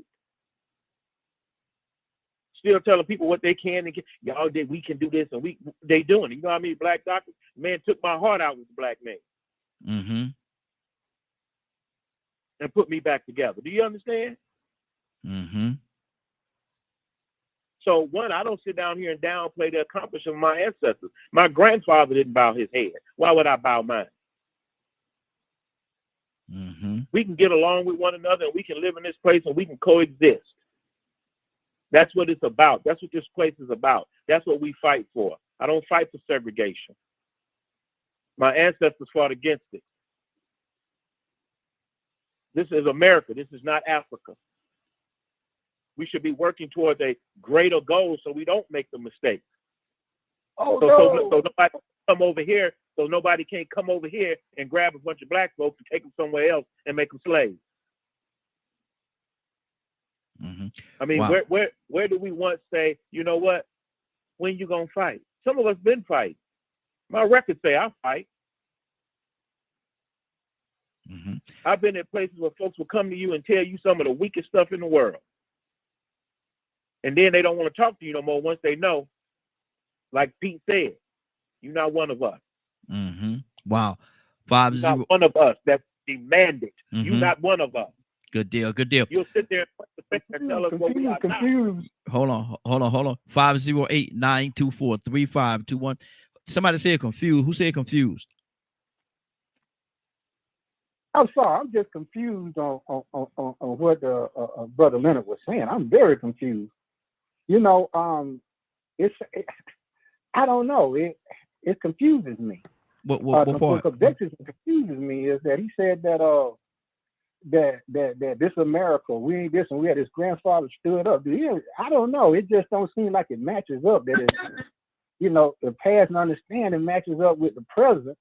You know, and how he frames things. And like you said, he was transparent, so that's him. I'm not arguing about how he feels about things. That's just the analogies that he used and the history that he used, and then he turns around and say, you know, you can't. Then he's saying you can't or you shouldn't be. Or we talking about racism when we talk about self, when we talk about bringing up self and working for self, right, to be a part of something.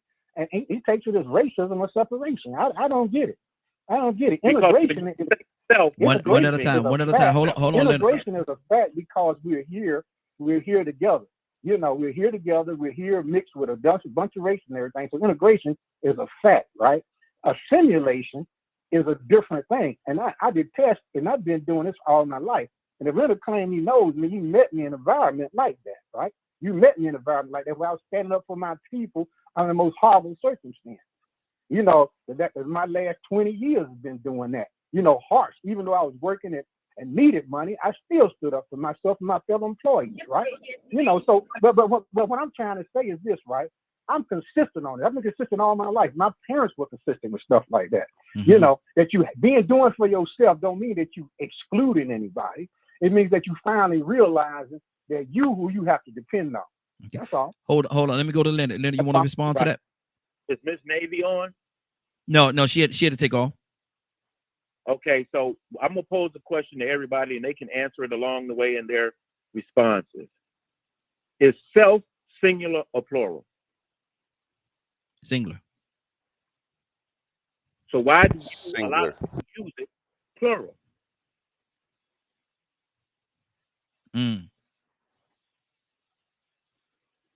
Okay. Self is not a plural thing.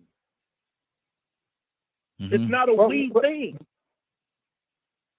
Mm-hmm. May I hold on, Ibrahim. Hold on. I'm giving him the same respect I gave you, brother. Let him finish his thought. So what I'm saying is people have to commit to something.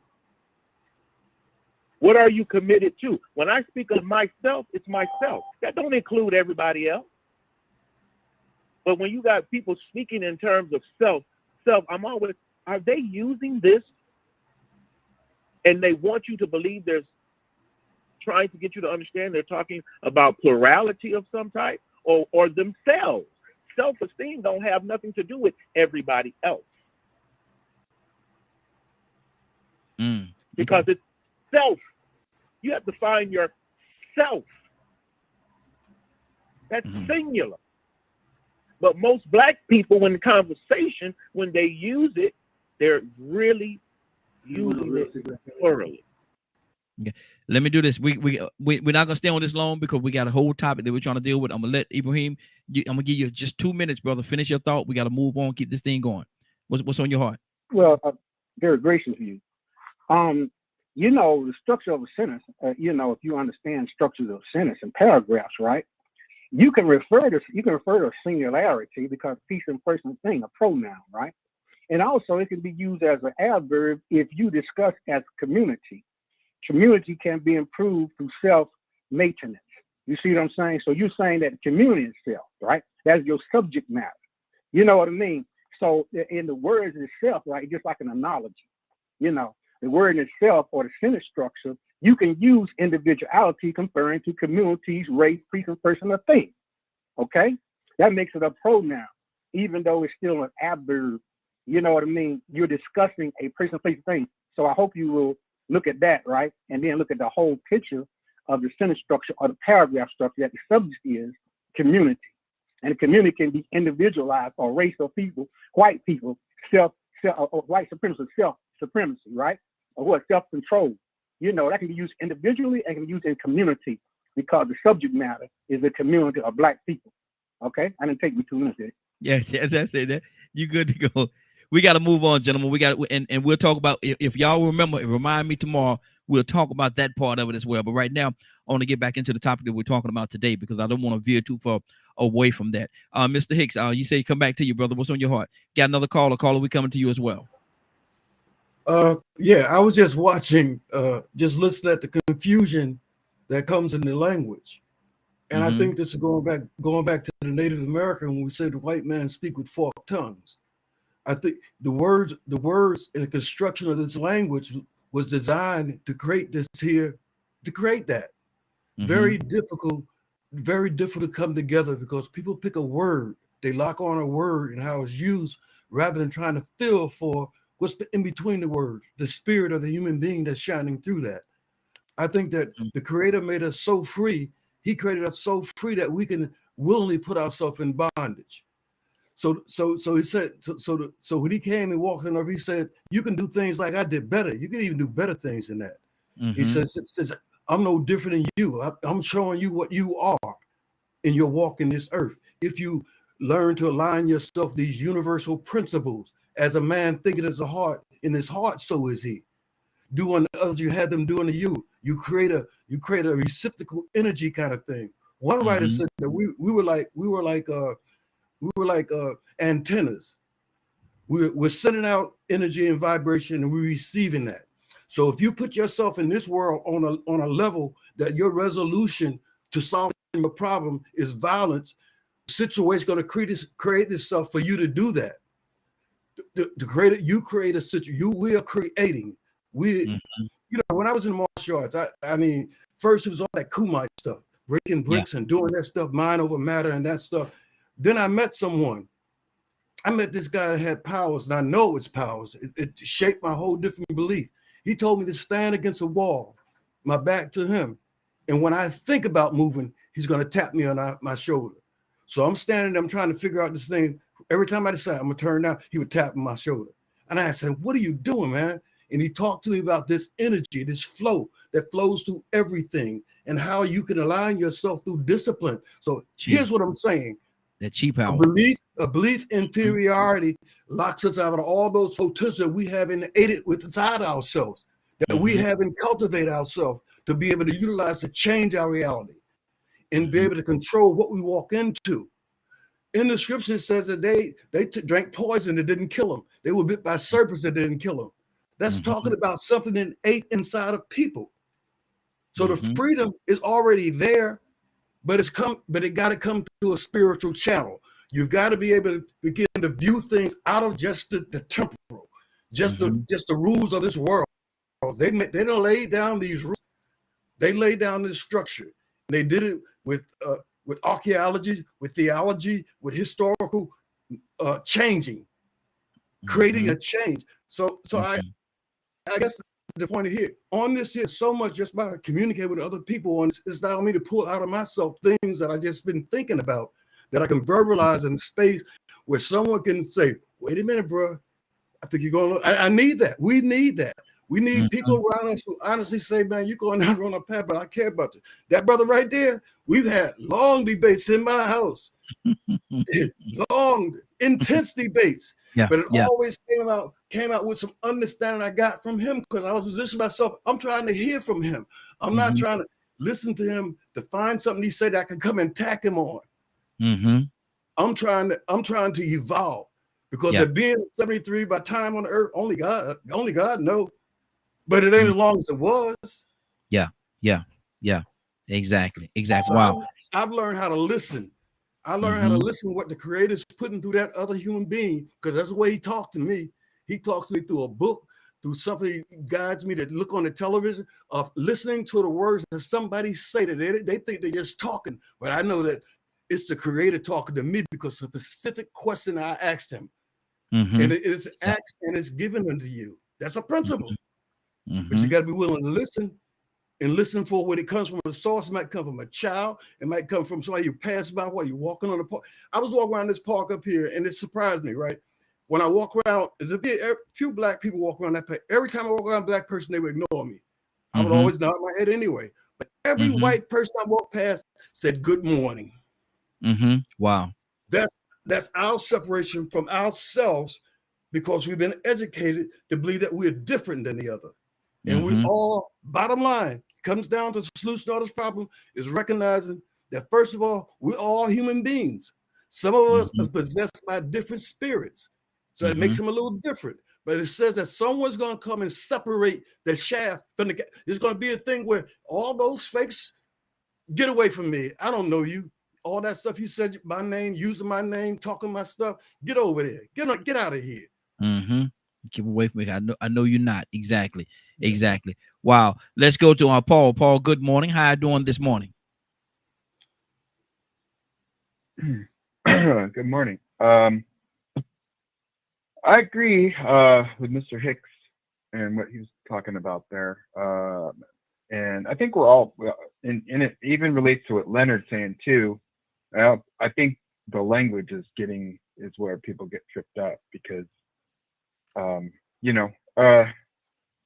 the original question about like what's worse, white supremacy or black inferiority, they're it's two halves of the same problem. And it's not just black, it's brown people too, with this inferiority thing. So yeah, if you're walking around going, oh, why, white people are like something special, or I don't know, there's all kinds of different mentalities that exist. And I think, unfortunately, a lot of it we can trace back to religion. Things like the concept of a chosen people. Like if you feel like, well, I want to be part of this group that identifies as being special, like God specifically chose these people to be, better or have some special role or whatever. I think those kinds of ideologies are really harmful. But yeah, I think I think like there's sort of a dynamic that exists where it's like a conflict between like Leonard's ideology, where he's like, I refuse to be overly concerned with the opinions of white supremacist ideology. And then on the other hand, you have another point of view, which is equally valid, that says, well, it exists and I have to deal with it. So, as a person who's melanated, we have to realize, okay, well, I need to just kind of find the middle balance here. Never easy to do. And I think the other thing is, white supremacist ideology is a spectrum. Okay, I've spoken to. I grew up primarily with white people. Okay, I'm mixed, so the white people I've known, many, a lot of them have a little bit of white supremacist ideology, but it's not like Bull Connor, like let's lynch people. It's just like a slight sense of superiority and things like that. So I think but I see that same thing, with melanated people too. So you have to. That's why I don't like to use that word unless I'm speaking with someone where I know I could go deeper into it and define the terms. I don't like to just throw that word out as a talking point, because what are you talking about? Like it can mean so many different things, and if we use it incorrectly, people get very defensive, and it can just derail the conversation. That's good. That's good. Let me it's some of the different people. We got a couple other people that just called in. There's so many different things I want to go with this. We may have to extend this conversation actually until tomorrow, because we got less than 30 minutes now, and there's no way we're gonna cover everything that needs to be covered. But let me go to Cassandra for a second. Cassandra, what's on your heart? Or do you have anybody else that want to say something? No, I'm going to wait for the next time. Well, you know what? Let me say this. On the side of white supremacy, right? This is just fact. This is fact, because I used to live around poor white people, and I was a poor black person. Even poor white people believe that they are superior to even the wealthiest black man. I don't care. They consider themselves superior to even many of them, not all. I'm not saying all. I never say all, because they're always exceptions. But many poor white people feel like they are better than the wealthiest black man or black woman. So I wanted to put that out there, and that's not a slam on anybody. It's just fact. It's just true. It's just true. Wow. And maybe another time I can tell a story about when I lived in that neighborhood, and what happened to me, and what happened to an interracial couple that moved in, and how they tormented the white girl that was married to the black man, because they felt like he wasn't good enough for her, even though we all poor. What the heck? But anyway, yeah. I'm sorry, that's just a fact. Yeah. There is something about white people that they feel superior, even though they may not have anything close, be as smart as you, anything. They still feel like they have that superior place because of the color of their skin. Wow. Yeah, good deal. Let me hold on. Let me keep this thing going. Let me go to, got a few people that hadn't touched yet. Let me go to K with the E. K, good morning. How you doing this morning? You know, I gotta get off mute. I'm blessing everybody. Hello. Hey, good. Okay, we're asking the question: what is worse, white supremacy or black inferiority? What is worse?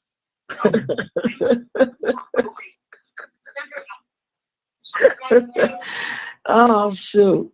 Which is worse, which is good. Mm-hmm. I mean, that's which is good. Which one is good? Mm. That's all I can say. Which one is good? Okay. Okay. Hey, we'll leave it right there. Let me go to Ricky. Good morning, sir. How you doing this morning? Good morning, man. I'm trying to get my voice. I was trying to get my voice at a certain point where you can kind of understand me, man. I can understand. You're doing good, brother. You're doing good. I know, yeah, I know you're not feeling yourself this morning. But I want to ask you a question. Yeah. What is worse? What is worse? White supremacy or black inferiority? No, well, I really don't think we have any kind of inferiority towards as black people. I think what we do is that we make bad decisions. Mm-hmm. So I don't think that's inferiority. I think that the system has been designed to suppress a certain group of people, and we can. When I was hearing my sister speaking about interracial couple and how they would harass that couple and make the man feel that he wasn't that he wasn't worthy. Mm-hmm. And I've been in different medias and things of that nature because I'm on the research field, and what really used to really burn me was that I would have people who were kids that I ain't gonna say kids that people who were graduated from Gwinnett College right here off of 316, Mm-hmm. and they would stub their doors at FAMU, and you know how I feel about my school. Mm-hmm. I went to school there. Yeah. And that used to burn me. I had one young lady was like, "What is that? FAMU, Florida A&M? I've never heard of that." I said, "Well, honey, maybe you need to get it out." I said, "Maybe you need to get the shackles off your feet." Before I know, that's what I said. Mm-hmm. My boss had to pull me in because I was like, "That's offensive to me." Mm-hmm. So I understand the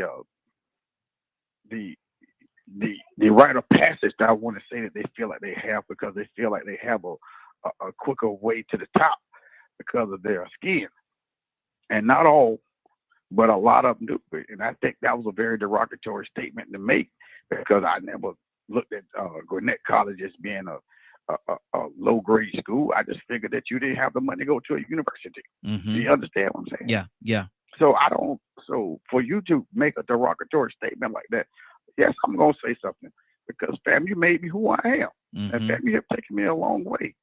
I worked with the military. I worked with Georgia Tech. I worked at the University of Florida. I worked a whole lot of places, did research. So, honey, don't tell me that FAMU can't take me places Mm-hmm. because you don't feel like it's a school that has any kind of prestige. You want to go and you say something that I thought that was very insulting to me Mm-hmm. because that's my school. Yeah. That's my school where I Mm-hmm. went to school. So sometimes, the system has been made to give them this false narrative that regardless of what they say and do, if you look at the insurrection, think about how those people sitting there and they're still electionized, and we're almost 3 years in. Mm-hmm. You got a man still talking about he a victim of the polling. I mean, come on. What people have spoken.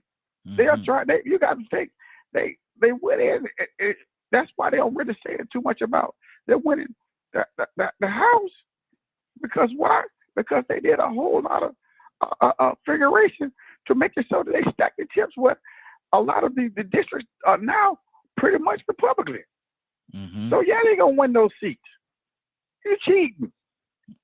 So don't get mad at me because you want me to win. Well, you already don't fix the deck. Mm-hmm. So that's the thing about white supremacy. It's not so much if they feel like they're superiority. It is that they're in a position where they can cheat. And we don't cheat. Because you know why? Because we are holy people. Mm-hmm. Wow. Wow. We are holy people. Mm-hmm. Exactly. 508-924-3521. 508-924-3521. If anybody have anything they want to say, give us a call. You're more than welcome to have a part of this conversation. Brother Pete, talk to me, brother. Pete. Yeah, I had to struggle with that mute button. Okay, what's on your So heart? we still talking about what's worse, white supremacy or inferiority. Yes, sir. My perspective and opinion is inferiority, and just stressing and reinforcing the fact that that has to be on you as an individual, oneself, and certainly do not accept or digest any of that devaluing of oneself. Do not do that. Mm-hmm. That's good. Don't accept that at all. Don't let anybody give you that. Tell you there's nothing wrong with you. There's nothing wrong with the color of your skin. There's nothing wrong with your eyes, your nose, your lips, your hair, the shape of your body. It's your strength, your intelligence, your physical or intellectual abilities. There's nothing wrong with you. You are wonderfully and marvelously made. And anybody or anything that comes to you and is against any of that, because that's how it is with you, please understand you should have zero tolerance, zero entertaining, zero acceptance. If it's your mama, your daddy, you don't care who it is, you do not be accepting of that. Don't go along to get along. Give them the highway of where they can go and go away from here, away from you. Hopefully the earth is flat and they can go to the edge and jump off this bad fella. If they need a push, shove them. If they need a ride, put them in something and drive it straight off the cliff. Be sure to jump out before it goes over, but certainly make sure they go over the cliff. Wow. And hopefully you got something explosive in there that can kill them and blow them all up. Get rid of them, because that type of mentality should not be accepted by you. You're entitled to feel however you feel, think however you feel. But look here, when you express that nonsense out your mouth, that's where the problem gets started. Now, when you try to put that mess on somebody else, that's where the issue gonna come into play. Now, I thought yesterday with the conversation, with the discussion we had on violence, Rico. I thought yesterday was the violence conversation. No, it's not violence, brother. It's not violence. See, sometimes we get the wrong perspective when you talk about reaching out and touching somebody. Sometimes you're trying to deliver a person from a wicked, evil condition of mindset. You may be trying to free them from the devil. So when I slap you, it's not out of anger or hatred or revenge. It's because I'm trying to free you from the nonsense and the wickedness and the ignorance that you possess. If I decide to put a hot knife in you, that's because I'm tearing into your flesh to let oxygen come in, let the wicked blood, dirty blood come out, so that new blood to be created. If the universe decides that you should continue, if I decide to shoot you with a bullet in your head, it is because I'm trying to free you from the devil. So don't look at it as I mean to do you harm. Well, I mean to give you deliverance. Well, make sure you explain it. Make sure you explain that to them before you do all that stuff to them, man. Because they might not look. They might not understand. They might not understand. Hey, can I please hop in? All of that. Exactly. It's so true. Hold on. And when I first hold on, brother. Hold on. I'll come right back to you. I said I was gonna go to Rico, and then Badger want to say something. Rico, what's on your heart? You know, man, I like everything everybody's saying, man. I think it gets to a point to where, I'm gonna tell you this. I always felt like just having advantage, entitlement, favor, or privilege just because you were white was some delusional and ludicrous thought process. So, I saw what happened in history and I couldn't believe it. And, at a certain point in time in life, after civil rights and integration, being a 70s baby, it got to a point where you knew it still existed, but you didn't think it was so blatant or that it was so, they hid it so well. I remember in 1988, though, I was in high school, and I remember it was a girl got mad because she got tired of a teacher always using me as an example of how to do some work. And she said something slick, and I said something back to her. And then she said, that don't matter. I'm always be better than you because I'm white. Wow. She said, I always have more opportunities than you because I'm white. That's what she said. I was like, what? I had to keep from losing it. because I was built different than most of the other black people that went to my school, was in my class anyway. It was a few of them that was just like me. Some of them would have went ahead and did something silly to it though. So I remember talking to one of my friends about it, man, and I told him what he said. And this is how off guard he was caught by it. I told him what he said.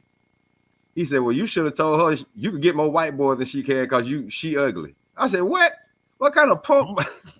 But he was so offended, but he still didn't know how to respond to it. Yeah. That's what that mindset does to you when you realize that somebody feels that way and they know it. I was like, man, she actually admitted that that's how she felt.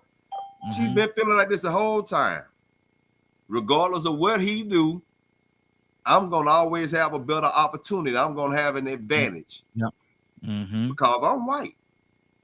So to hear somebody say it and admit it, and then hear other people over history and over time say, man, that don't exist no more. You ain't got to worry about that no more. If you feel like you got to worry about that, look, man, you still have to worry about facing that. Look at Ahmaud Arbery. You still have to worry about facing that.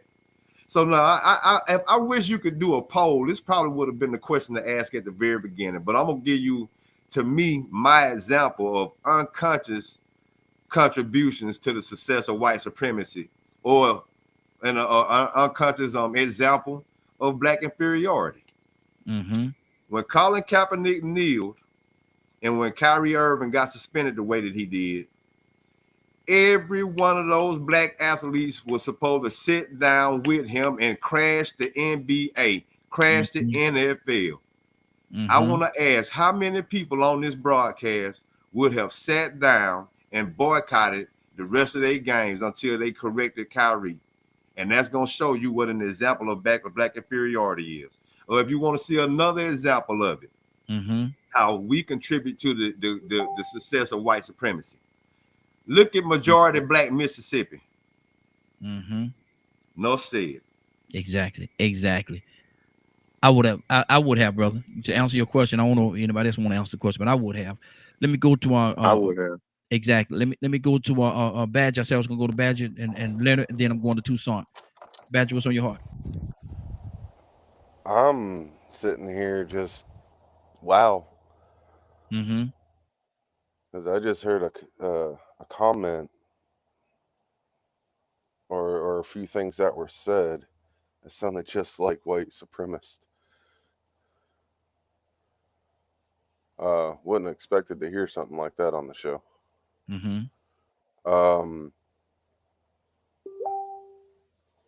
It's the whole beating another person or hurting another person because, you know, they're viewed as bad, wrong, evil, and things like that. And I'm like, let's repeat history, I guess. That is, oh man, that was it's that's hard to even take in. We there are so many people that work so hard dealing with the ignorant folks that, you know, still practice the racism stuff, and some of it's part of their, you know, religious belief because of folks in power twisting words. And, you know, we're talking about you know, what is worse, right? And earlier I said equal, but now I'm leaning more to the white supremacy, because if people still think that that's the way to do things, I guess nothing's really changed, has it? Wow. 508-924-3521. 508-924-3521. Leonard, talk to me. Tucson, coming to you next. You know, just to go back, like me and Pete path crossed for a divine purpose. And he's been a brother to me ever since. When I first met this brother, he was extending himself to try to help me with something. I did not know him, had just met him. But when he heard that my water heater had busted, what can I do for you, brother? period. And that's how we've been with each other ever since. And working with people in the community and checking things and making sure that people understand what we're talking about. I can't help you or make you feel better about yourself, but I can do everything possible to give you an example of what you should be and how you should walk and how you should think. But if you don't want it, I'm not going to force it on you. What else am I supposed to do to get you to understand that you're worth something? And so, one, I'm going to carry myself a certain way. I'm not going to be worried about who don't speak, because I'm going to speak to you. I'm not worried about what somebody else going to do about a problem. I'm trying to figure out what I'm going to do about the problem.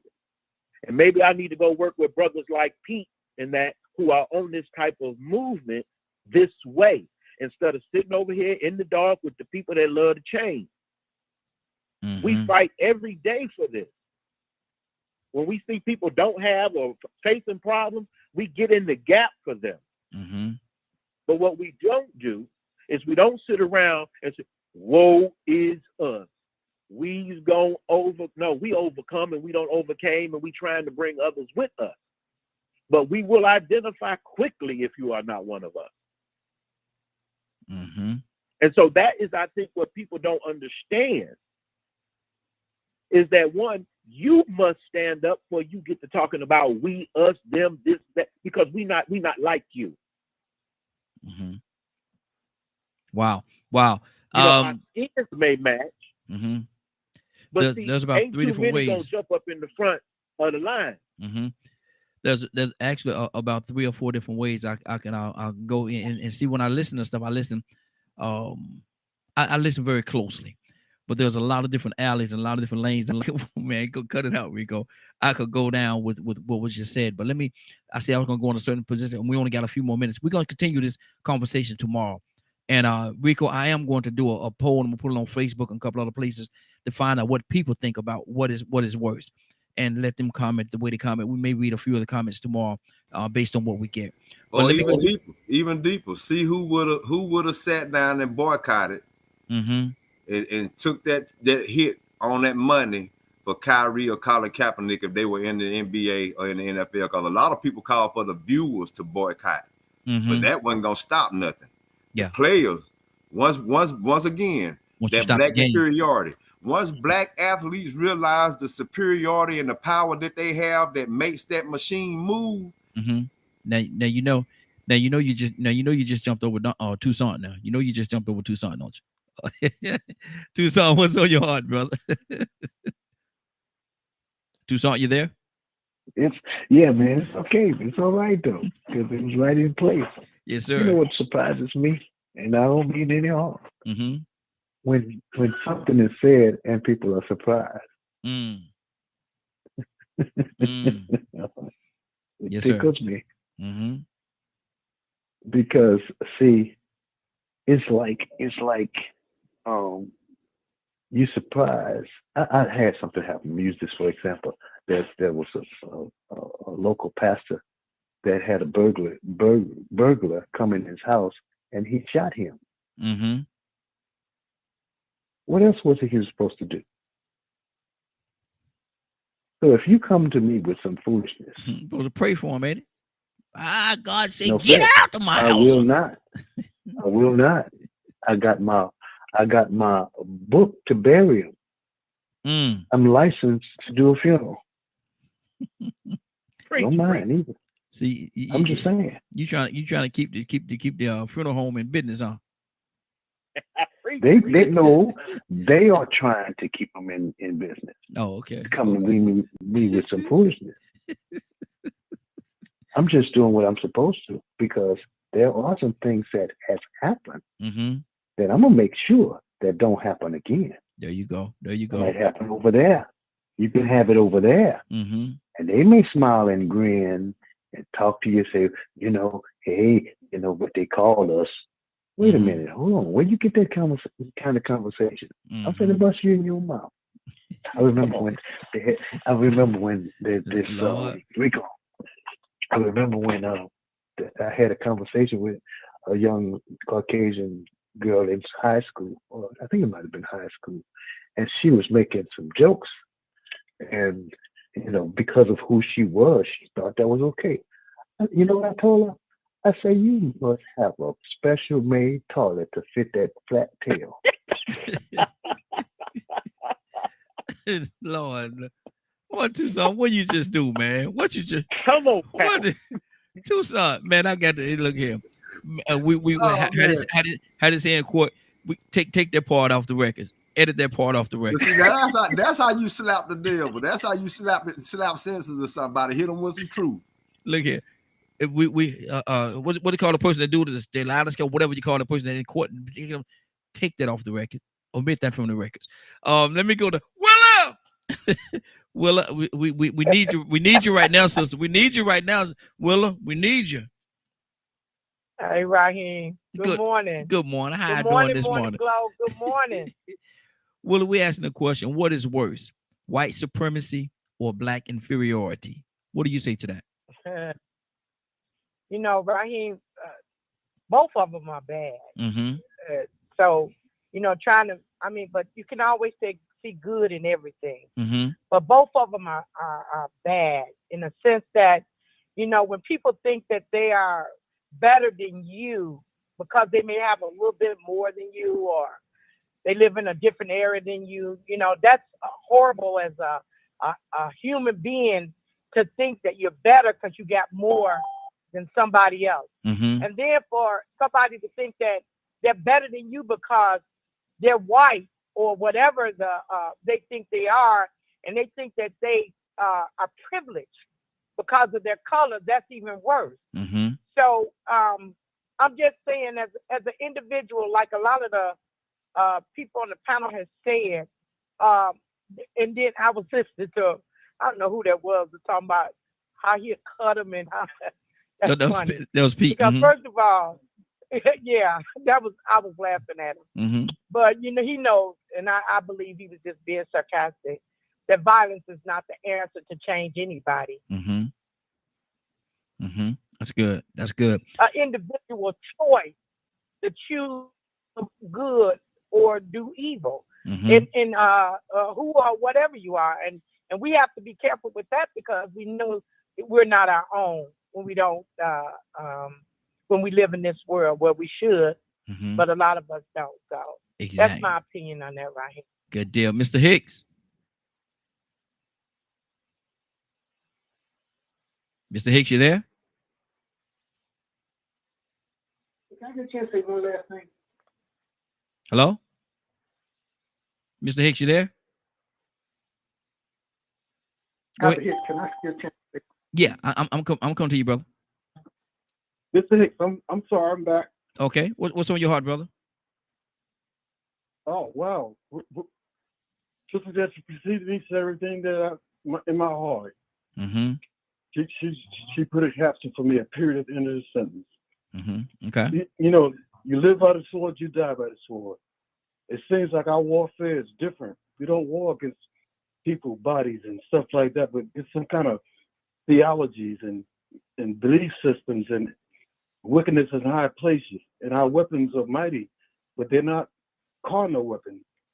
So I think that all of us who believe in our different levels that we influence the outcome of this whole situation. We contribute in a way that we can't see it in our individual stands, like letting our light shine in the darkness, Mm-hmm. being a difference, showing a different kind of approach to things, and still keeping the anger that this troubled history will bring out of you subconsciously.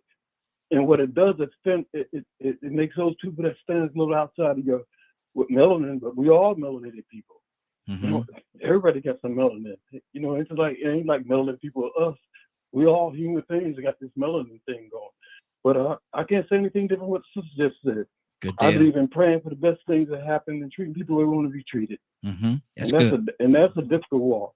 Especially like not returning evil for evil. Mm-hmm. Somebody treats you bad and you just go back and treat them bad. But having whatever it is, take care to say, I'm gonna be right even if you're wrong. Mm-hmm. There's a humility that's involved. But we'll talk to the whole kitchen tomorrow. And who was that? Was that Tanya, Cassandra before me? That was Willa. Will, oh man, Willa. That's Will. That's right. He is consistent. Everything is spiritual based. Mm-hmm. Just like me, she'll go off the pause, but it'd be that structure, that word inside was going to pull us back to the center. Mm-hmm. But appreciate you, Willa. Hey, look at see Willa. Everybody trying to say it like that. Willa, gotta say it like that though. Willa. That's how you gotta do it. But let me go. I said, Ibrahim, I was gonna come to you, brother. What's on your heart? Yeah. Over the last week, we have been in tussles with my conversation and my meetings and everything. And I've heard all kind of comments. But one thing I'm appreciative that nobody called me a lie. Mm-hmm. So that means something to me, whether y'all know it or not. And nobody called me a lie. It's your opinion and your life, right? Yes, sir. But getting back to the subject of supremacy, right? We forget that we had the same problem amongst ourselves. I was raised up because my mother was a mulatto. I was raised up in a light-skinned community. And I tell you, the racism within amongst our race was just as bad intellectually and socially as it was in the community raised up in the segregated Bible Belt South. Mm-hmm. The type of religion, the preacher that you went to, the church you went to, and that's still prevalent today. But inferiority, and I've heard this talking about she had problems in her community. Now, if anybody on this radio, I don't know about everybody's life, but if anybody should hate white people, it should be me before what was done to me, not because they were just white people. But it took me a few years to learn that hatred, but it took me a lifetime to unlearn that hatred. Mm-hmm. You know what I mean? That everybody's saying. Now, talking about white racism, I drove track trailer by the time I was 18 doing the transition of segregated South. In them 10 years of transition from 1970 up until about 1980, right? It was horrible out there. Laws had been changed and passed. People still refused to use entrance. I had to carry a shotgun and a rifle for my own protection and safety. I carried a rifle and a .45 automatic for my own safety, right? I stood among people that had opinions of their superiority. I've been around poor white people. If I don't know if anybody my age remember Cabbage Town. They were the poorest of white that you ever want to see down south. But yet they had a superiority complex that was reflected by a book about W. Du Bois in The Currency of Whiteness, right? Over 100-some years ago. And also, I lived in South Boston. I worked in South Boston as a machinist, right? And South Boston, these people in projects. But yet these people in South Boston, these Irish and these white, and over there in Charleston, the mixed Irish, German, white, whatever you want to call them, they had the ideology that they were superior to you and that you were disdained to live in their place. They fought violently. I'm talking about into the 90s. Mm-hmm. They didn't want nothing dark living in their community and fought. And you moved there, even though you had the right legally and everything, and they couldn't refuse you moving there. Intelligence tell you you wouldn't want to live there because they show horror to the black people that chose to live there. Now, and seeing people being beat up and stowed out in the streets and integrated in school where they spit on us, but those of us, we fought back. We had violent episodes to fight. They don't show that.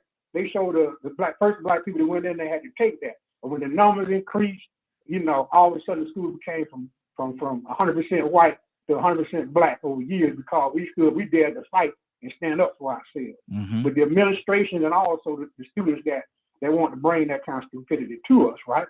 But in other words, what I'm saying is that I don't believe that anybody should feel they have superiority over anybody in the race, right? Mm-hmm. I'm against that with athletes. When black people say, "Oh, we the best athlete, we this, that, and other," and I ignore that. But I'm gonna tell you, like my daddy told me, I don't worship nobody, I don't look down at nobody, right? But we have collectively, and I say we have collectively the duty to correct some rights and wrong and to stand up for ourselves and understand what equality really means. Mm-hmm. Equality is given, but equality in reality is what you actually able to do and what you actually able to change. Mm-hmm. Good deal. As a group of people, because we're put in that group, not because of choice. Okay, stay right there, brother. Stay right there. Say something. We're gonna talk about the same thing tomorrow. Say something for tomorrow, brother. You putting it all out there right now. Say something for tomorrow. Hold right there for a minute. Let me go. Kay, what you had anything on your heart before we hadn't touched you in a minute? You got anything on your heart before we get out of here? Mute button right there, Kay. Right there. Yeah, right there. Push that button. Hush. I'm cooking. That's why. Oh Lord. I'm cutting up spinach. Hold on. K, hold on. K, you say you cooking? Yes. You cooking? I'm cooking me some scrambled eggs with some spinach, some rice, some turkey bacon, and some hollow bread. Hey, Cassandra. Hollow bread. Cassandra, I don't hear no smoke detector. Oh, she gonna get me later. Lord, she gonna get me. Mine ain't sensitive. Hers is messed up. The battery doing some stuff with her. Oh, okay. Anything on your heart before we get out of here? No, just some peace, love, and laughter. Good deal. We ready to get out of here. We actually over already. So if anybody have anything they want to say before we get out of here, real quickly, we gotta go. Anybody got anything? We're gonna continue this conversation tomorrow. Good deal. Huh? Raheem. Yes, ma'am. You finally got an opportunity. Just my husband's in the car with me. Hey! His name is Sherman. Yes, just say hi. Hey, how are you? Man, good morning. How you doing, sir? Pretty good, man. Do a great show, man. Yeah, I appreciate it. Great show. I got to get your input, brother. You can't just come through like that. Now, what do you think is worse, white supremacy or black inferiority? I got you thinking now. See, I got you thinking. I love this. All we have to do is look at an ex-president. Oh, wait, did I say that? Oh, yes, sir. Yeah. Hey, you guys do what you need to do in Georgia coming up, okay? Absolutely. I'm doing everything I can do to make sure it go in the right direction, brother. I'm definitely doing everything I could do to make sure that it goes in the right direction. Sir. Good deal. But like I say, my thing is it's an honor talking to you, brother. I've been asking about you a long time. I always tell her to tell you. I said hello. I don't know if she do it or not, but I tell her to tell you. Yeah, she tells me all the time. There you go. There you go. Good deal. You're doing some good things, man. Yeah, stay on the wall. Hey, to God be the glory, brother. To God be the glory. To God be the glory, man. It's all him, brother. Ain't got nothing to do with me. You ain't getting me in no trouble trying to take the honor. Hey, to God be the glory. Yes, sir. Amen. But Rico, what's going on at 3:00 today, sir? Man, if you missed today's show and would like to hear us see the rebroadcast in its entirety, you can tune in at 3 p.m. Eastern Standard Time on www.dklmediagroup.com. Okay, now comes the part of the broadcast. Willow! Raheem, let's go. Are you ready? I'm ready, Raheem. I'm ready. Well, you know what? I ain't got number one more thing to say. Let's go. Let's go, Raheem. Let us go to the throne of grace this morning. Let us go with confidence and boldness. Father God in heaven, Lord, we thank you. We thank you, Lord, for allowing us to get up this morning to commune one to another. Father, we thank you for your message that you have going forth, Lord. Father, we thank you for your mercy and your grace. Father, we thank you for all you're doing in our lives, oh Lord. By chance, if we forget to say thank you, Lord, Father, we're saying thank you, Lord. Father, I'm asking you to be a keeper of those who've lost loved ones this morning, Lord. Touch those.